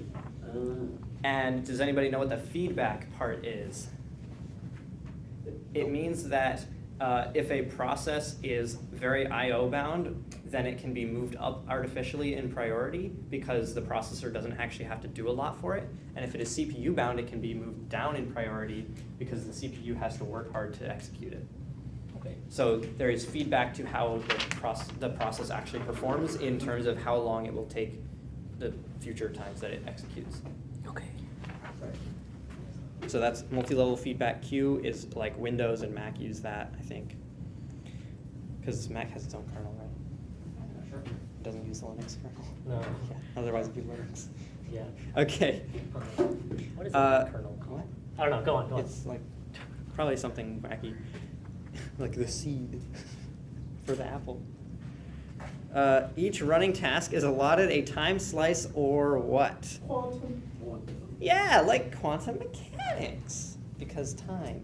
Also, You could call it in quantum. which to execute. So a time quantum is a period of time that is allotted to a process in which to execute. Welcome. Welcome. Welcome to City 17. Welcome to You have the chosen future. or have been chosen to relocate to one of our finest urban centers. You have been chosen to I don't continue the remember more than future that. of science or something. Okay, 3 processes are placed on the queue. P1 followed by P2, which is followed by P3. Suppose P1 takes 8 milliseconds to execute, P2 takes 12 milliseconds, and P3 takes 4 milliseconds. Using shortest job first, non-preemptive scheduling, what is the average wait time for the processes? So. Okay. Oh, I just realized the non-preemptive part might actually be important here. Non-preemptive scheduling. So shortest job first. That means That means they run to completion. it runs to completion. Was that what the non-preemptive means? It runs to Yeah. completion. Yeah. So okay. So it's going to first- be 8. First right? process 3 will run, right? So the thing I'm confused about here is, are you saying put them all on the queue and then execute all of them? Or is it saying start the first one and while it's starting to execute, like then put the next ones on? I believe in the examples for non-preemptive scheduling, the shortest job first just orders them from shortest to longest time. And then executes them? Each task runs to completion. Okay, that makes sense. I'm happy to go with that. The alternative is a little bit weird where you would start with 8 milliseconds and then you would put 4 and then 12, but I don't think that's what they're asking here. So 4, 8, 12, you order them from shortest to longest, so you have the shortest job first, and then you take the waiting time of each, which is just the amount of time before it executes, the amount of time it is not executing in, which, Yeah. so for P3, it starts executing, so it doesn't have to wait, so its waiting time is 0. P2 has to wait 4 milliseconds Waiting 0. P2 waited 4 milliseconds. for P3 to complete. Yeah, so the wait time is determined by when it starts. Yep. So yeah, exactly. If it's already executing, then it's not waiting. So P1 has to wait for both P3 and P2 to finish. That'll be 12. So it will be 12 milliseconds of waiting, which then means you add the total waiting time, which is 4 and 12 and 0, and you divide it by the number of processes that were waiting, including the one that wasn't waiting, the amount of processes you have, including the one that wasn't waiting. So it's divided by 3, so you get 16 over 3 milliseconds. Which Nico has a question in chat. Since they don't preempt, they will just execute in order, right? yes, so they won't get cut off from each other in the middle. I think what he means is it's going to be running in order of process 1, process 2, process 3. Is that what your question is, Nico?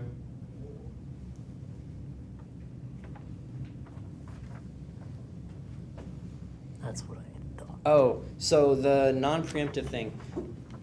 See, that's the thing that's like in my mind about the non-preemptive thing. So non-preemptive means if something won't get kicked off while it's executing, but things in the queue can still be rearranged because they're not executing.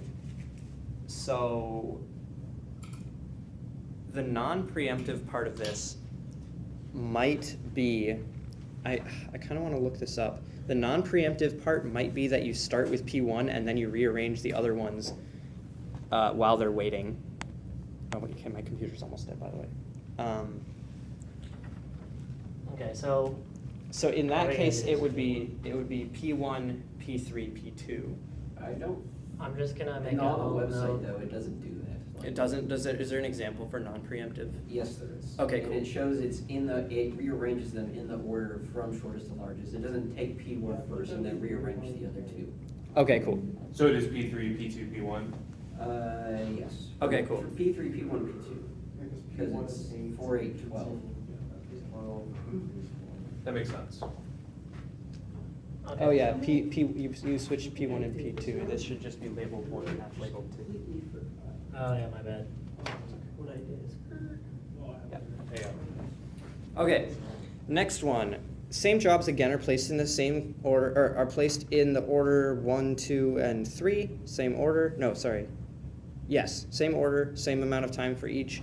Using round robin preemptive scheduling with a time quantum of 5 milliseconds, what is the average wait time for the process? So this means that the maximum time in one block it can run for is 5 milliseconds before it is kicked off. And this is also assuming no context switch time because it's not stated. So it would go P1 for 5 seconds because this one doesn't rearrange them from shortest to longest. It just takes them in the order they're placed. So P1, P2, P3. So you get P1 for 5 milliseconds, P2 for 5 milliseconds, P3 for 4 milliseconds because it finishes. P3 for 4 milliseconds. And then you get P1 again for 3 more milliseconds to finish its 8 millisecond runtime. P1 is for 3 more seconds? 3 more milliseconds. Oh yeah, these are milliseconds.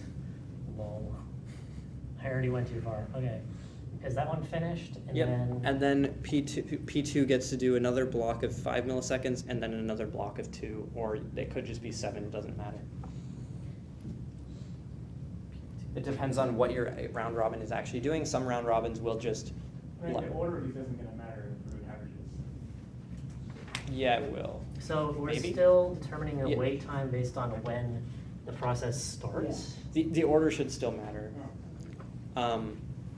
Because like if P1 started, if P3 started first, then it wouldn't have to ever wait.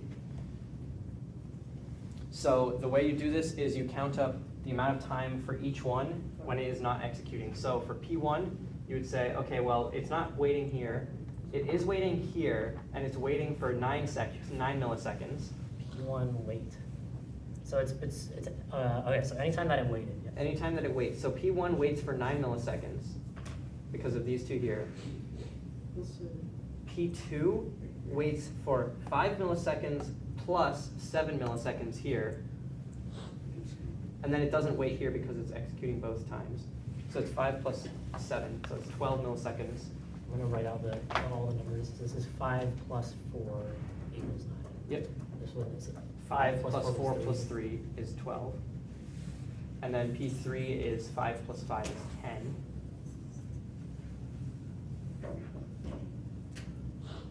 Which means that you add these all up to get 31 31 over 3, right? over 3 processes. So that would be the average wait time. The average wait time is 31 over 3 milliseconds. Any questions? Or clarifications or anything? Cool. So in this one, you do not rearrange them from shortest to longest. You just take them in the order they're given. What's up? Oh, picture? Yeah. Good idea. Because there's not enough room on the page to write the stuff down. I did. Well, I need to make room somewhere else. Yeah. Good idea. Okay. Yeah, my computer's about to die, so you want to just like read questions as they come in? Oh, okay, thanks. Okay. 16. 16. A significant problem with priority scheduling algorithms is process starvation, which is when you have so many high priority processes that the lower priority ones never get a chance to go, and so they're just stuck and they're starved of resources. Yes. So Caleb, you said starvation earlier on the question about Inversion. priority inversion. They're basically opposites, I think. Yeah, Pretty much, yeah. Yeah, because that was my first. That's thought. why one of them is the inverts. Yes. Yeah. Oh, so the priority inversion one would be like, all right, you go up there because you're tiny or something. No, priority large- so priority starvation or process starvation is when large processes are causing high priority processes are causing low priority processes to wait forever, and priority inversion is when low priority processes are causing high priority ones to wait forever, but for a different reason. It's because they're holding on to resources that the high priority ones are waiting for, Right, okay, I got it. Oh, yeah, you talked about that, right? which is a form of deadlock. So let's keep going. 17. Okay. or maybe it's not a deadlock, it's just a problem. Anyway, 17, push migration and pull migration are two approaches to what? Load balancing. Load balancing. Nice. I see everybody's got control F skills. Yep. Yep. Yep. Okay, what happens when a processor is based on processor speed? Process is based on processor speed. CPU bound, and what about I/O operations? There you go. They are bound to the maximum speeds of those They things. have the exact same name. Okay, no mind. They don't have the exact same name. So what, we got two more. I/O bound, Yeah. I/O input output operations, Yeah. same thing. Yep. I/O and input output is the same Yeah, thing. yeah. Quiz 8 synchronization. Okay. Anybody want any more pictures? Did you check if the recording is good? Recording should be fine. How's my phone battery? Hold on. Oh, my phone battery is at 14%. This is cool. Here we go. There's a charger into a laptop that's about to die. Yeah. Well, do you have your laptop chargers? I do, actually. Let me plug that in real How quick. long is it? It can reach from there to here. Oh, okay. Probably. Then the laptop will not die, and therefore the phone will not die. Hopefully. I mean, my phone Everybody good with this? I'm gonna erase it. One more second. Cool, cool, cool. Storage. Fuck. Okay, cool. This We'll is get set up so for sad. Quiz 8 synchronization. I have to pull the desk a little bit closer. I'm gonna turn off the microphone.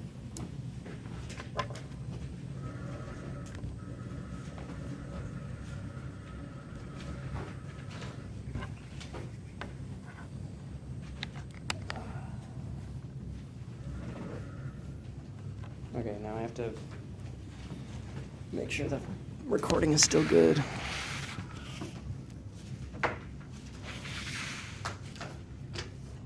Okay, it's a little bit less like field of view, but it should be fine. Don't get turn the mic back on. Yep. Okay, the recording's field of view has decreased a little bit, but it's okay. Just don't click on the. Brennan Ashland says, by the way, props to whoever titled the session. Thanks. Oh. It's like an anime subtitle. I wanted to make it very Yeah, dramatic. like an anime title where it's like way too long. So just don't trip over this chart. I can believe Okay. that, actually. I will not trip. Yeah. Captain Underpants is my favorite manga. Yeah. So true. That's my favorite anime protagonist. Captain Underpants. Oh, that's right. It's only 14. It's all, Same. yeah, it's like mostly multiple choice, but a bit of short answer at the end. Why did it just turn off? The final's all inclusive, right? What do you mean? I Like don't it's think. got the. It is Yeah. cumulative. Wait. What do you mean? As in, he can ask questions about stuff from last quarter. I mean, he can, Yeah. All of the content. But you can rewatch our last video. which is kind of shitty, but yeah. Yeah, we'll probably have. He probably won't because there's already a lot of content to fit in Because he 45 said- minutes, but He said, "Oh, you're in school." yeah. Okay, is it gonna die again? No, it should be charging now, and my phone should also be charging. Okay, cool. Both things are charging. I kind of figured this would be an issue with the battery life. So is preemptive versus non-preemptive in the thing? Does that mean you start with the shortest one versus starting with Q1 first Q? Sorry? That thing we were talking about with the preemptive versus non-preemptive, does that mean it starts with either the first queued process or the shortest time? Like how does that? Yeah, I'm not sure. Okay. You said it just rearranges them and then executes them? Yes, that's what it's, Okay. that's what it showed on the website. Is that preemptive? Non-preemptive. Non-preemptive. Interesting. Non-preemptive reorders the entire queue before starting. Seems, yeah, well, it may, at least theoretically. But I think once it starts executing, it will only rearrange the queue, but if it was preemptive, it could kick off the one that's currently on if the next one is shorter. Yeah. Okay. It could preempt But it our with a questions different are one. probably not gonna have things being added to the queue while we're in the. Right. Yeah, it's Yeah. only, I think what he's gonna do is he's gonna say, assume that you have these three jobs, and then here's the algorithm you're gonna use, Right. and then do something to this, the order such that it fits the algorithm. Yep. Okay, any more questions before we move on to the next one? Where did you say Okay. He said it was Q1. I just assume it's going to be, yeah. Someone said it in Discord, but I can't. Okay. In order to be able to provide safe synchronization between multiple processes or threads, some instructions must be able to execute what? Atomically. Atomically. Does anybody know what that means? It's one line of assembly code, basically. Sure, like but one instruction. what's the more general definition of that? It's a single instruction. Can't be As divided. in- Instruction that has to be run complete. Yes, Okay. an instruction that cannot be interrupted. So generally, it's going to be like one assembly instruction or something. A single like opcode cannot be interrupted because it's already executing, but You can't split to half instructions. right.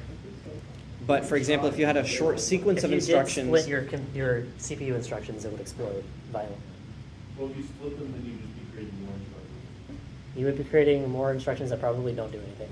yeah. Also, for anybody who's taking pictures, if you can send them to the CS180 server, like to help other people, that'd be Yeah. cool. And also, if people have pictures of the previous study quizzes, someone's asking for them in the chat. Stragios, I don't know how to say it. Oh, okay, cool. Right. Okay. Let's see.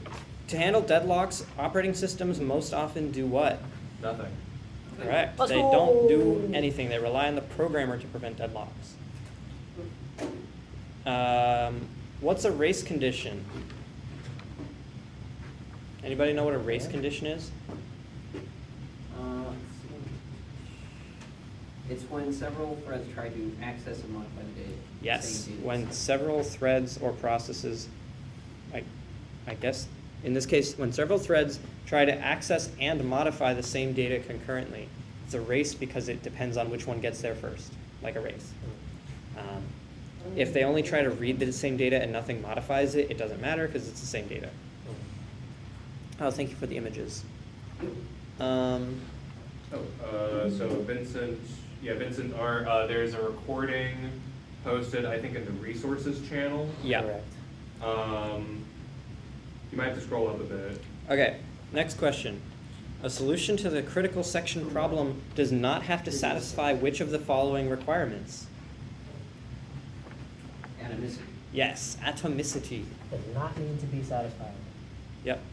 Does not need to be, the other ones do need to satisfy the other requirements. Bounded weighting, mutual exclusion, progress, and none of the above, whatever. B, C, and D are required, A is not. Yes. One of the main uses of a mutex is, this is like the only one that actually makes sense on this. What is it?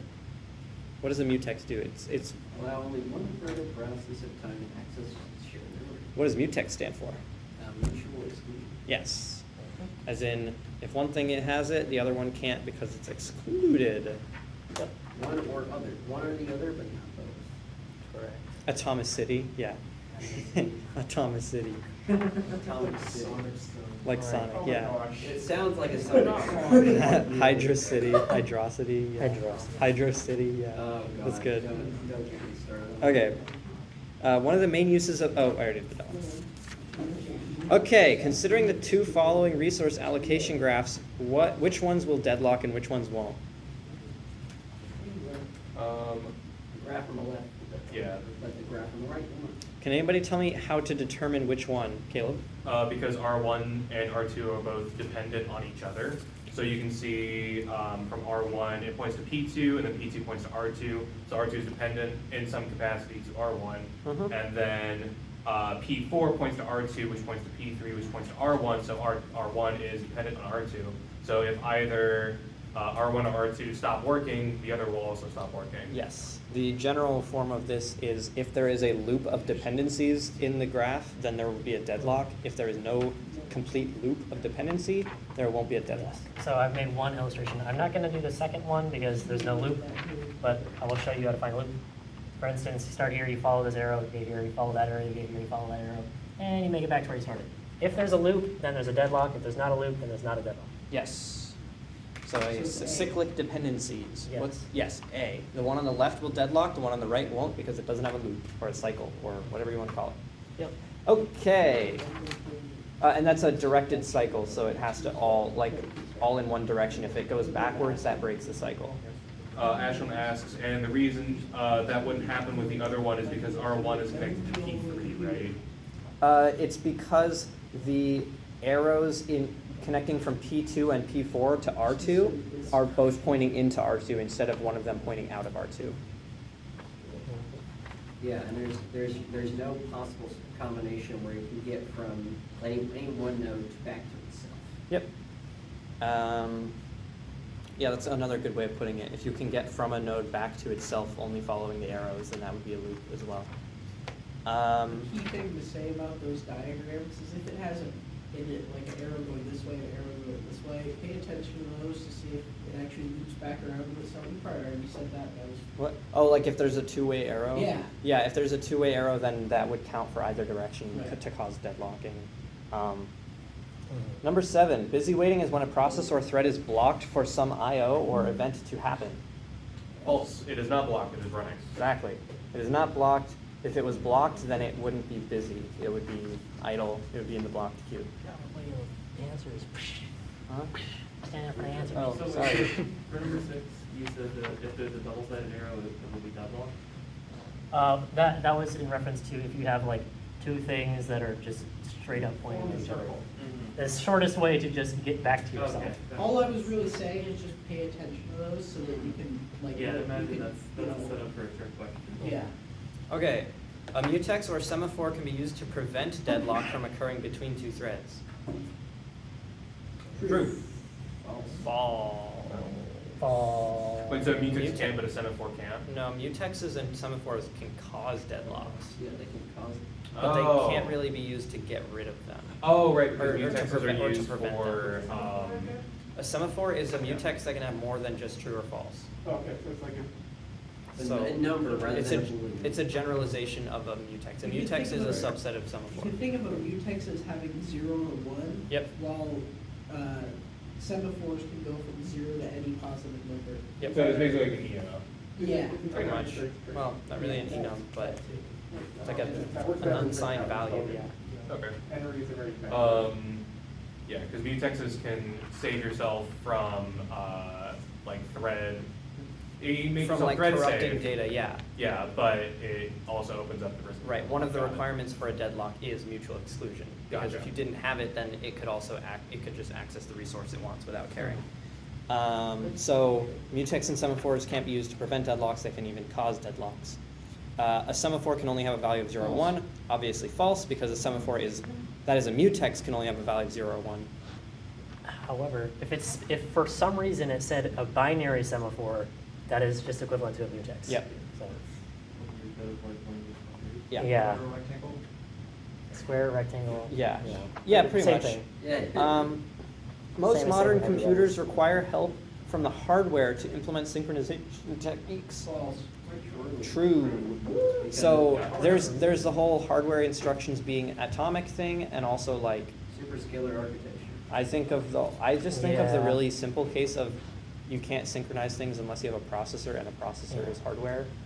Well, yeah. But I don't think that's But what he's also, asking. superscalar architecture is a good example. What's superscalar? That's when the processor itself will reorder instructions. That don't depend on each other. So Oh, if gotcha. For you, caching purposes. yeah, so that hardware will also have to come with stuff that allows you to do synchronization. Otherwise, you're just doing. Cool.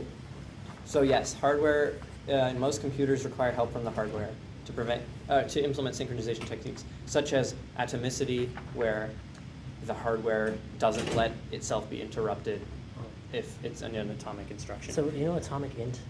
yes. Is that supported on all processors, or how Yes, does that it work? is. It's On compiler all. agnostic. Ah, Okay, that's cool. interesting. So yeah, you could use the C11 atomic int or the C++ atomic library, and those will work across all platforms. Rust Nice. has a type called arc, atomic reference counted, where it makes the type we want to be atomic and reference counted. It's Damn, very that's cool. cool. Yeah, it's pretty neat. I want to use Rust. You should. Oh. Hey, welcome. Hello. You're just in time for the last two quizzes. Well, part of the second one. Very good. Yeah. All right. 11 is in fact the same from before. Oh, yeah, we've got printouts if you don't So, have yep, them. we do have printouts of all the quizzes if you want them. Yeah. Okay, so Nathan, come here. getting quizzes. He's getting the quizzes. Sorry. Okay, 11. Okay, 11 is still priority inversion. It's the same question as before. Lower priority processes causing a higher priority process to wait is priority inversion. Okay. Number 12, what are 3 modern synchronization mechanisms that I discussed in class? None. You didn't discuss them in class. I did. I was talking during class. I'm a little shit. Mutex, semaphore, and critical section. Yes, mutexes, semaphores, and critical sections. Mutexes being a type of semaphore. And critical sections being the thing where you have to finish this part of the code. Well, it's also a Windows exclusive Yes. structure that is essentially a simpler mutex. Yep. It's like, you can't do this if I'm already doing it. That type of thing. But they are they atomic? Critical sections? Yes. Okay. Well, it's- It must be protected from modification by multiple threads simultaneously called a critical section. So it doesn't have to be atomic though? Like it can Yeah, get, well, like yeah, it can be right. interrupted and done, do something else? It doesn't have to be atomic. Okay, cool.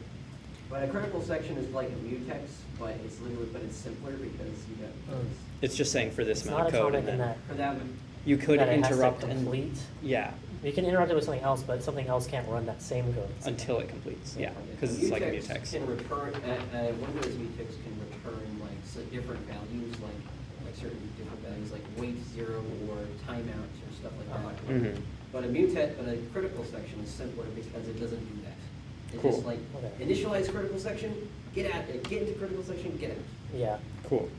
I thought it looked pretty easy to use. A portion of code that must be protected by modification by multiple threads simultaneously is a what? Critical section. Oh, it's a critical section. Yes, it's exactly what we were just talking about. So you can't have multiple threads perform the same critical section at the same time. You have to wait until one of them finishes it to then have the other one perform it. Some special instructions, for example, test and set, which was in the notes, must be able to execute what? So that they will not be interrupted by the CPU. Atomically. If something is atomic, it cannot be interrupted by the CPU. It's sort of like, it's the smallest possible unit of execution, just like an atom is the smallest unit of matter, kind of like that. Okay, Smallest building block. everybody got all the answers? I know there are smaller particles, yeah. All right, anybody got questions? Questions? We're gonna move on to the last quiz, storage. We're doing pretty good on time, actually. We still have like 15 minutes left. 15 minutes? Yeah. That's pretty good. I'm The going first to one took erase away. this. The first one took like almost an hour. Okay, cool. That was the longest. Okay. That was simple. So, also these ones have a lot of multiple choice, which takes up a lot of space. Okay, number 9, storage. This one has a lot of vocabulary to memorize. So, in addition to storing a block of data, each sector on a hard disk stores what? Each sector, what would a sector store? Sector Over there. Yep, a sector number and an error correcting code. A hard disk controller is able to detect read and write errors by what? C. We just mentioned it, yep, using the error correcting codes for the data in each sector. Electromagnetically sensing head crashes is kind of funny. Linked list of spare blocks doesn't really make any sense. And writing each byte twice to the disk and comparing the two values, Technically possible. I think maybe, but not, it's not really a thing. If you were doing some sort of like, It's funny because the head doesn't actually hit the disk. Yeah. Right, it just I don't know what you do. Plus, if you had like a problem with the read and write head that it was writing the wrong values and you write twice, it's probably just going to write the wrong value twice. That's why people, that's why. All right. Scares people when he shakes his heart. Next question. The SSTF scheduling algorithm does what? I don't know. Anybody know what SSTF stands for? Shortest seek time first. So what would it do?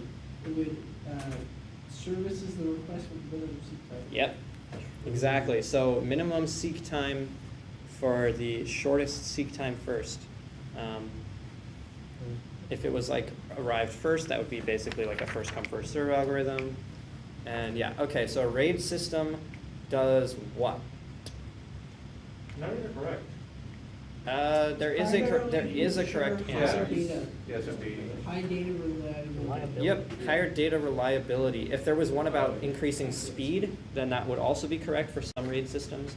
The problem is RAID is like a concept and each different type of RAID does something completely different, The so. only one that's not true is RAID 0. Because it doesn't make your data more redundant. Right, Yeah. it makes it less It redundant. is literally not RAID. What does RAID stand for? Redundant arrays of Inexpensive disks. inexpensive disks. Disks. Yeah. Or independent. Or independent, but Yeah. it is officially like Yeah. So it's like you inexpensive have disks. multiple The point hard is that you drives, can, and you if you link do them up. like a big RAID 0 setup, you could get faster speeds than with a more expensive disk for overall less money. Redundant arrays. Inexpensive disks. Disks. You break everything in chunks anyway. It's kind of like, yeah. Striping, yep. Okay, which RAID level is primarily used to replace backup storage? None of them. None of them! None of the above. RAID is not a replacement for backups. RAID is not backup. If you delete something or it gets deleted, it's deleted. Yeah. And we'll delete All of across the all disks will mirrors. delete it at the same time. So, Not Control Z. a yeah. replacement. If something gets like broken, then sometimes you can recover it, but not if you like delete something and want it back. What's up? For RAID, Yep. the inexpensive disk part, Mhm. it doesn't actually mean, oh, these are just cheap pieces of plastic, obviously, right? Yeah, it does. Yeah, it does. Really? Yeah. Yeah, Yeah. these hard drives are like super fast. So it's saying that So- you can use a bunch of inexpensive disks to get the performance of more expensive disks. Look at this, look at this.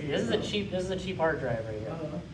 It spins, you know, it has a certain speed and all that, and it has so much storage.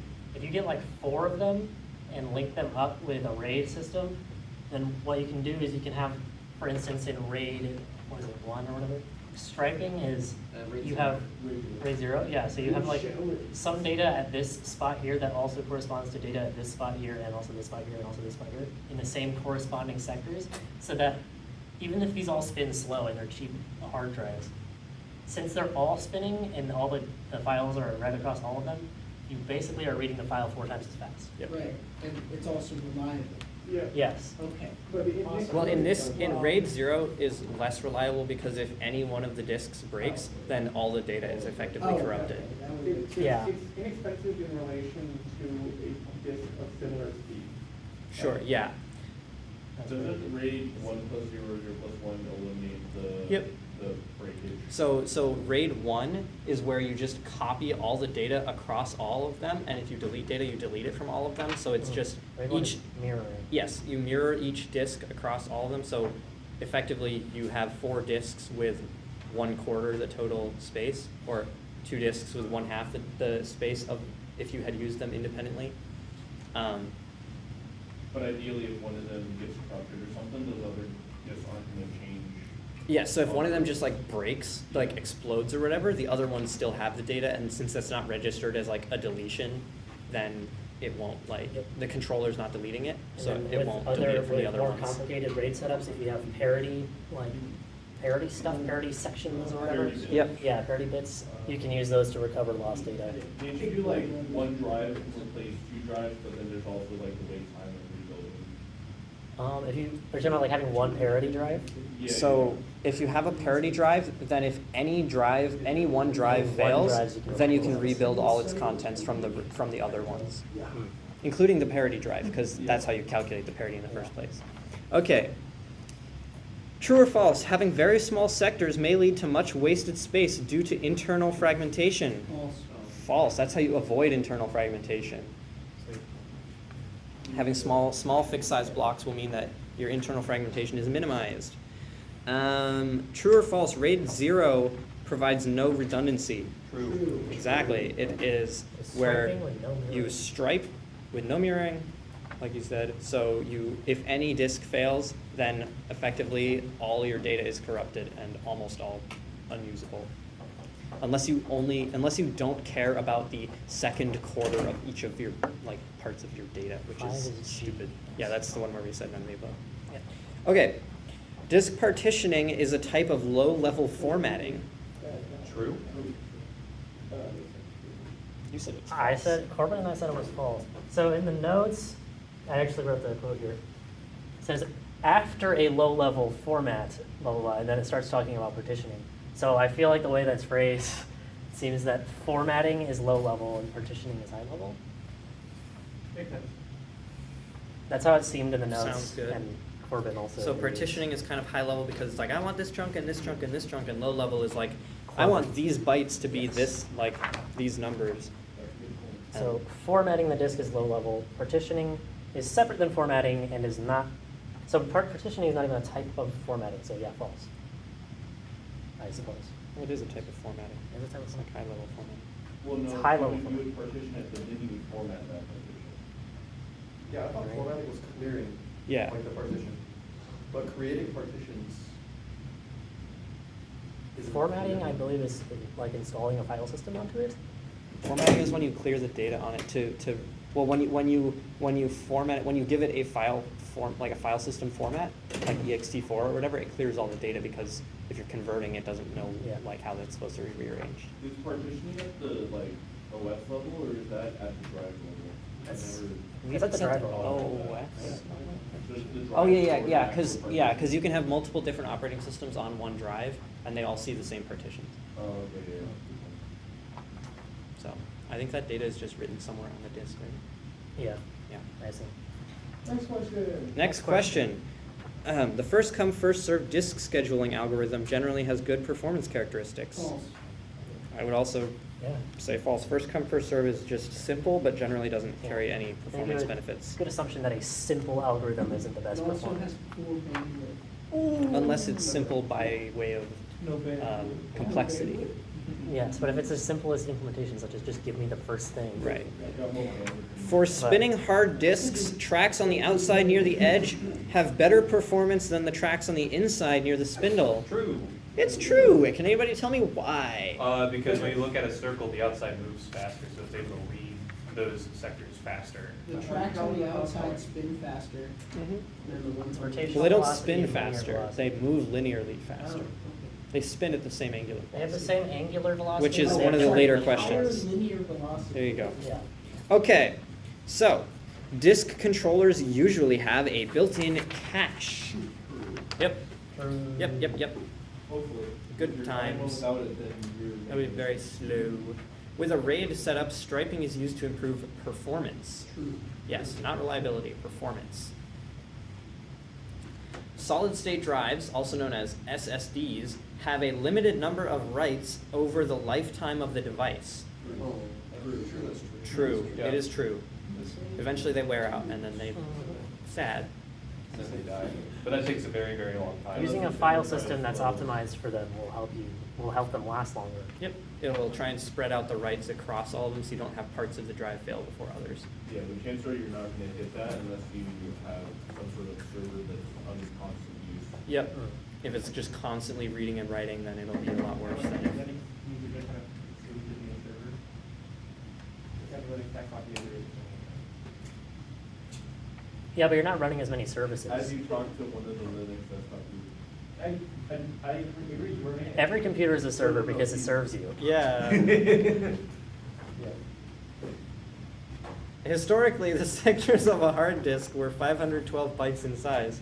Recently, the size of a sector has been changed to contain 4 kilos. 4 kilo. 4 kilo bytes. Kilo. 4 kilobytes, Bytes. or Yes, 4,096 bytes. 4K. Also known as 4096. It's like 2048, but twice as big. I love that game. What is the term given to the task of dividing a disk into groups of cylinders? Larry? It is disk partitioning. It's when you say, I want this group of cylinders to be this part of the computer, like operating system or whatever. I want this part to be this part. And that's when each of those is called a partition. You can have multiple different file systems on the same disk in those Mhm. different sections. For example, and if you had like Like for dual booting. optimized for different things. Mhm. What is the technique that modern hard drives use to reorder disk requests to increase performance? Native command queuing. Yes. Does anybody know why it's called that? Nope. Because the disk controller can take the queues or the commands that it has natively in it, like sort of like the machine code equivalent for a processor, and it can reorder those. It can queue them in whatever order it wants to make it increase the speed. So it takes its native commands and queues them however it wants, based on the high-level requests. Older spinning drives typically used cylinder head and sector, CHS, to identify a particular sector. Today, sectors are simply addressed from 0 up to the number of sectors in the drive. This is called what addressing? Block aggressive. Yes, and it is cool and It's so much better. epic, and it makes more sense because it's drive agnostic. Yeah, because what the hell is a sector on an SSD? Or what's a disk on an SSD? What is I a mean a cylinder on an cylinder SSD? head. What's a Yeah. what's a head on an SSD? So we make the nans in circles. Yeah. then, Yeah. then we spin them because they want to have fun. Yeah, they just spin arbitrarily. And this is the contacts just connect. Yeah. Right. Well, that would be hilarious. Like, Okay. bad robot ideas, just Yeah. spinning. Oh, yeah.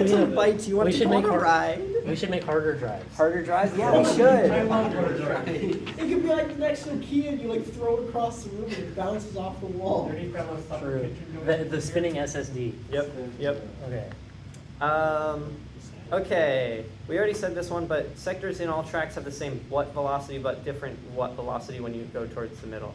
They have the same rotational velocity, but they have less linear velocity. Yep, rotational velocity is also known as angular velocity, and they have less linear velocity as you go into the middle. What's up, Vincent? Just to make sure. Yes, I make sure. What's up?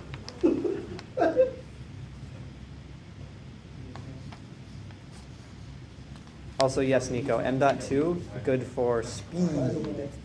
I don't know what the M.2 actually stands for, but it's fast. Also, anybody know what NVMe stands for?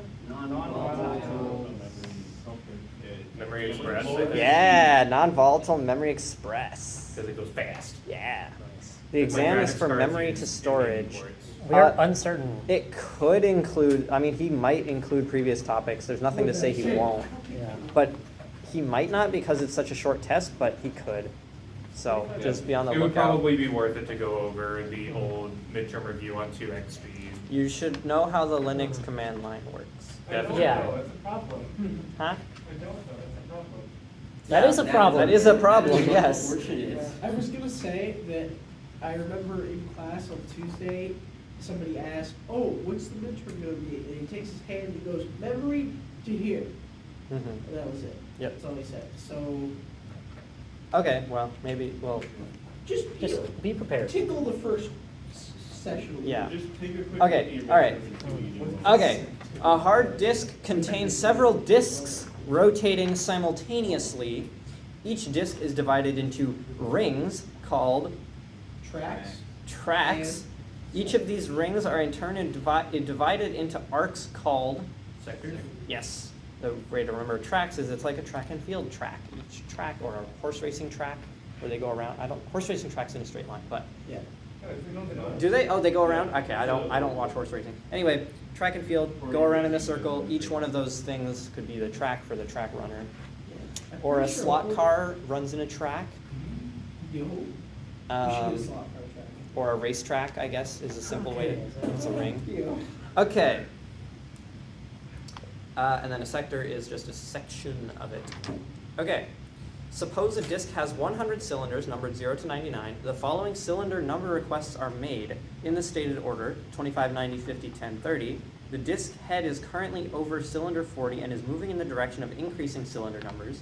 Using the first come first serve algorithm, what is the total displacement of the head? In other words, how many cylinders did the head have to travel?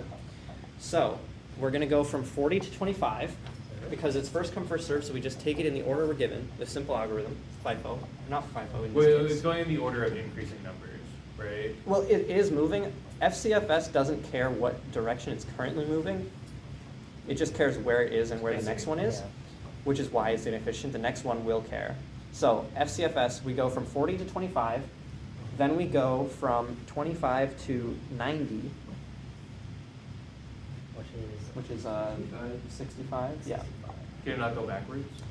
Well, it can go backwards. It's just going to go directly into the next one that it wants Oh, I without see. reordering them. Gotcha. So FCFS will not reorder the ones that you request. It'll take them in the exact order, first come, first served. Then from 90 to 50, which is a displacement of 40, then to 10, which is also 40, then to 30, which is 20 displacement. Or distance, technically. If it was displacement, you would subtract when it's decreasing, but that's not what he actually wants. He wants total distance traveled by the head. Oh, yeah, that's not displacement. Even though he says displacement, he wants distance. So, because it doesn't make sense to track displacement in this case, because we're comparing performance. I don't think we did. Not over this particular thing. No. But it's like simple enough. Yeah, it's similar to like the page fault thing where you just have to sort of run the algorithm on it. Okay, so total displacement is 180. What is this total displacement of the disk head if the look, parentheses, improved elevator algorithm is used instead? Use the same cylinder request and an initial head state as the previous question. The look algorithm does not need to move to the very first or very last cylinder like the scan algorithm does. So this is where it cares about what direction it is. So this is like an elevator where if it's going up, it'll keep going up until it gets to each one, and then it'll go down to the rest of them. But it'll stop at the maximum and minimum.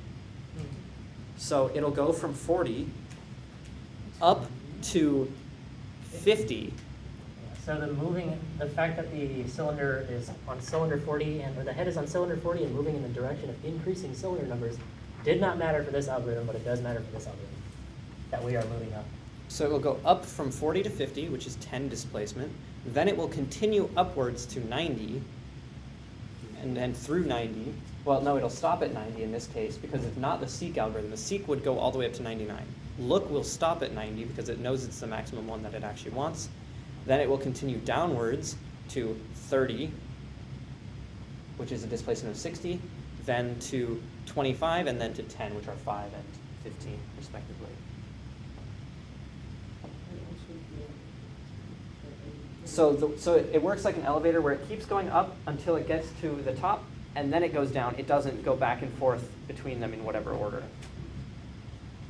That way it doesn't have to like decelerate and accelerate physically when it tries to go back and forth. The elevator. Everybody got the elevator kind of thing. It goes all the way up and then all the way back down. And notice, so the question mentions the look algorithm and the scan algorithm. Oh, I said seek, but yeah, it's scan. So scan is the same, but it goes all the way up to 99 and then all the way back down to 0. Yeah. So look is just better because it doesn't do that. So look will cut off the ends when it sees the max and min that you actually are requesting, and it won't continue past those. It'll be like, okay, well, I don't need to go past this, so I'll just keep going. I'll just turn around here. So that's what, 130? Yeah, 130 sectors, cylinders? Cylinders. Yeah. Cool. The implementation of disk drives with sectors of different sizes is known as? Zone bit recording. Yep. So this is where you record the amount of bits in a zone. Sure. Fair enough. I guess. That sounds good enough to me. So what are the two components of positioning time? And can anybody explain what each of them is to? Seek time and rotation and latency. Yep. What's seek time? Seek time is how long it takes for the head to move through a particular cylinder. And what about rotational latency? Rotation latency is how long it takes for the sector to rotate. So seek time is the head moving, and rotational latency is the actual platters rotating.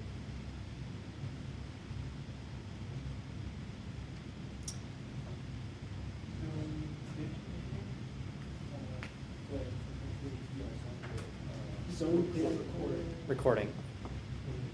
Yep. It records the amount of bits. The number of files a hard drive can hold is directly related to the number of what the drive contains. Sectors, like blocks. In Minecraft. Yeah, like Minecraft. Like Minecraft. Minecraft. So is my phone dead? I hope my phone's not dead. Nope, it's still recording. Nice. Very epic. Very pog. Very pog. Yo, nice diagrams, by the way. You've been doing a great job of writing and diagramming it. So it's E. Alright, so we got two more questions. Yep, one more question. To increase efficiency, most file systems group sectors into clusters. Like if you have a bunch of things that are all connected to each other, it's a cluster of things. Bundle, like firewood? Bundle, like humble bundle? Like the Bumble Hundle? Okay. The Bumble Hundle pack? Bumble Bundle Pack. The Bumble Hundle. Okay, so we've now finished all 5 study quizzes. Are there any latent questions or comments or clarifications anybody wants at all? Because Because it says chunks. like after this, Minecraft. I'm gonna go sleep. Chunks like Minecraft. Does that say fun or foo? Fun. Fun. Have fun. Have food, guys. Have food. I mean, you'll think you'll put these algorithms for moving to the correct cylinder on the test, because we didn't go over them in the last. What? Yeah. Have I think food. if all the quiz, they're probably not gonna be on the test. Okay, cool. Anybody got any questions, or should we pack up? We should. We're doing the 225 review? Apparently 225 review has been moved to tomorrow. Woo! Thank you, Ashlyn. Thank you for being a very good person at doing things. What are we talking about? Ashlyn said thank you. Ashlyn? Thank you. Hello? Can we get another mead wrap before we Yeah. go? You want another meat wrap? Okay, I'll go put on a. Ian, it's your turn, Ian. Yeah, meat wrap, meat wrap, meat wrap, meat wrap. You guys missed it, I freestyled earlier. I totally didn't diss I me. didn't finish my playtest before too. I finished mine, I just need to turn it in. But you just need to have an I individual. can't. Oh, here we go, here we go. Did you put on? This year. One overall with like the people you played. Okay, here we go. and the results. It's your turn, man. I'm not Here we freestyling. go. Here we go. Well, you might, I think you guys are talking about 2 different places. I'm not going What's to the rap now? That's what I'm No, asking. no, I'm talking about that. Oh, weed? Yeah. Yeah, for the game. Yeah. Where'd you get I it? can't even hear the free freestyle little baby Ted. Okay, all right. I'll turn it up, I'll turn it up.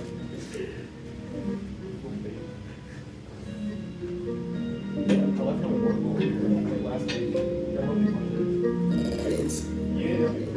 27 hearts beat. Yeah. I went to the store and I saw some cheese. Yeah. I was like, can I buy some please? Then they threw me out and I'm homeless on the street. Can't afford no cheese. Got no bread, got no cheese. That's it. Follow me on SoundCloud. That's Mickey Waves.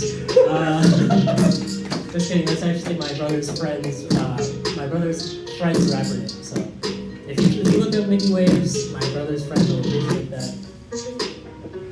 I'm out of bars right now. Got no bread, no cheese. Oh, Mike. Oh, You dropped the mic earlier. That's what- waves. Yeah. Waves. That's not the recording. Can we record that? Let's go. I recorded a whole 2 hours. Hell yeah, dude.